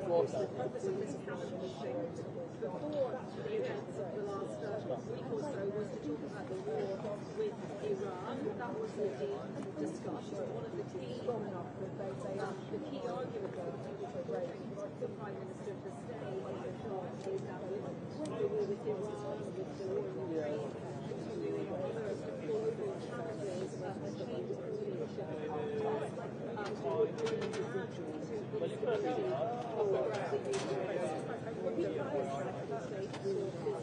We appreciate. Right, we'll say she's got plenty of fun. There's some guy yelling. No, that was me. I was clearly I do upset people. It's all right. He does a sterling job with the yelling. I wonder why I get No, you were brilliant. Shout at such loud and really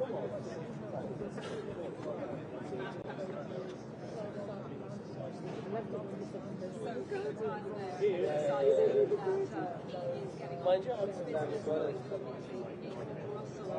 And obviously business, the markets are always certainly okay. So we're going to give tackles all of this question about here's the how many markets maybe now producing businesses and perhaps I could have you with us again and just give us a sense of that market reaction to this Couple of things. Number one, this is Tim. Just in me. What are this bit?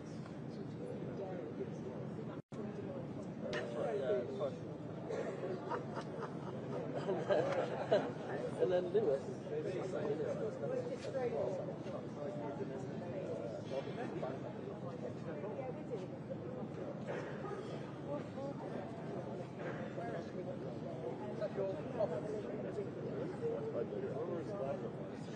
I am actually in. You were here on the next one. It might be next one over. You were here on time. It's next one over. Get out. I'll just wait. Just wait down for a second.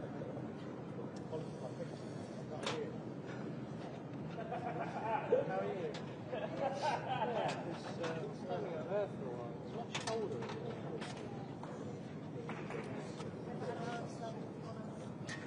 Arab sun. We said an Arab sun. Sahara dust, mate.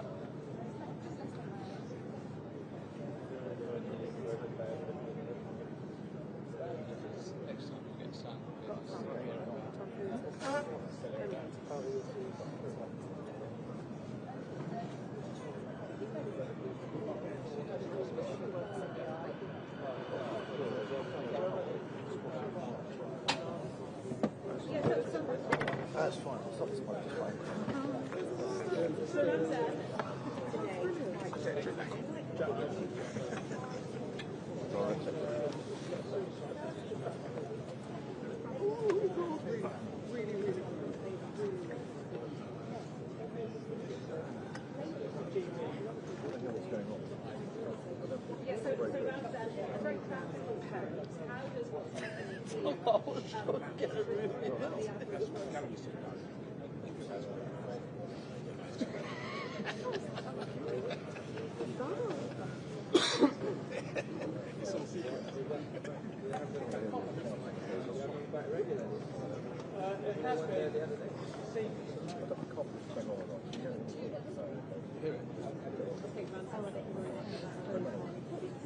Why didn't you do that before?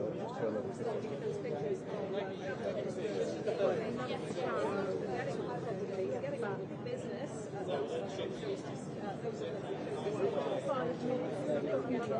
Hi, Mark, you alright? No, I just basically said that you had some members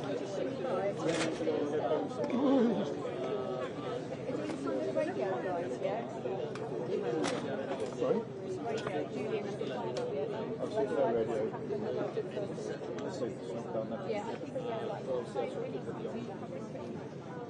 I wasn't just empty. So basically, you've got so you did actually sort of got two sort of possibly three. You only need one or two more. And you just have to in the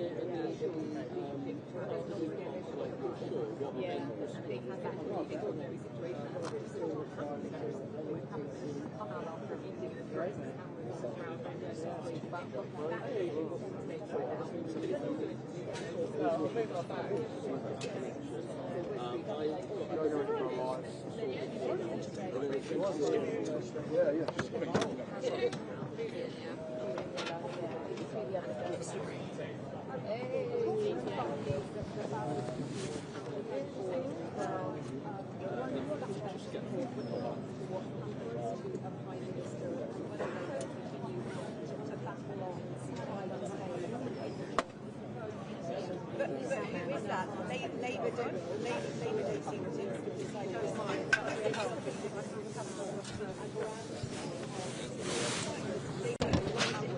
It's really important to understand how this process officially works and then how it might unfold. So the official Labour Party wishes to say that in order to trigger the leadership contest, you need 81 MPs, that's 20% of the parliamentary Labour Party, to rally behind one candidate, one alternative to the front. That hasn't happened. Exactly as you're saying, you should have more than 80 MPs saying they want to go, we should set a timetable in supply, but they haven't coalesced around one alternative, which is why we're in this slightly strange position where you've got all of this pressure from some parts of the Labour backbenches, and it's important to note there are more than 200 Labour MPs in total. Some don't want to contest, some think the Prime Minister should say, some think this is all kind of self-inflicted wounds.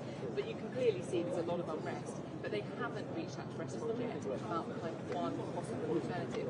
The other thing that could happen in this situation is that the pressure within the cabinet becomes too much, because if the Prime Minister doesn't have it, I'll get a podium out. Which is why it is so interesting. Sorry. They can say that, they will believe that, they hope that is the truth. There are some in the party that think that is absolutely the right approach, but they can't ignore everything. Yeah, I think that's for us, right?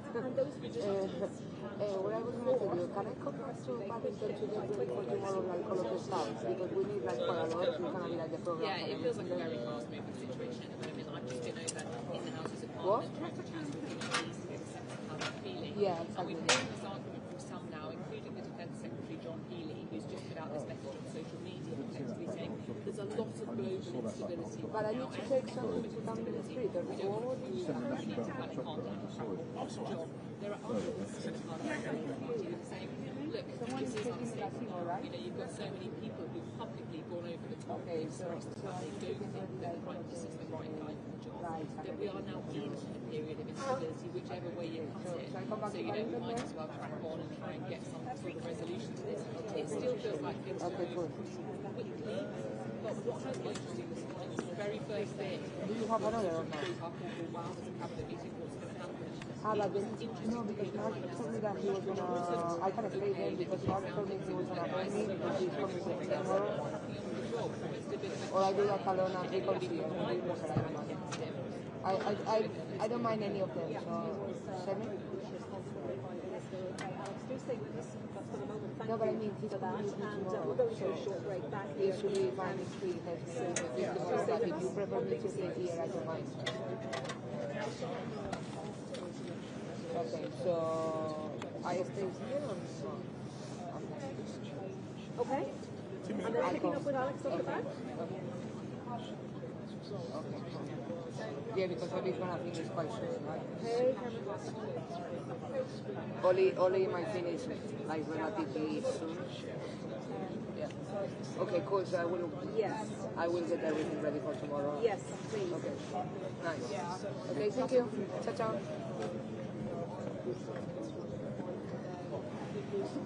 Okay. That sounds good. Yep, absolutely.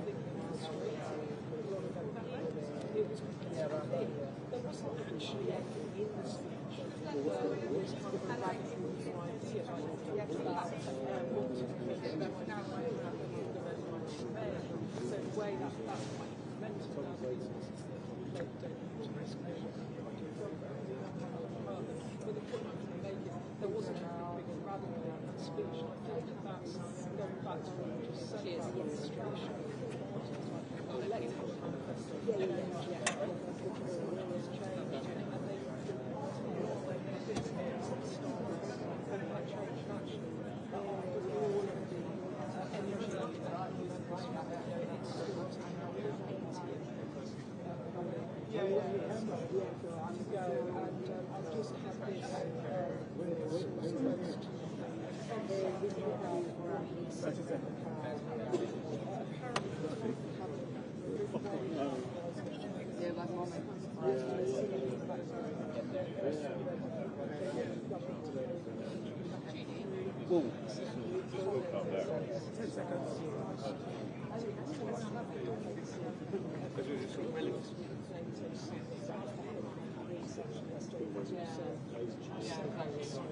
Sorry. If you're watching BBC News, welcome back to Downing Street. I'm Anita McVeigh, where over the last few hours we have been looking at cabinet ministers arrived at Downing Street for a crucial meeting with the Prime Minister.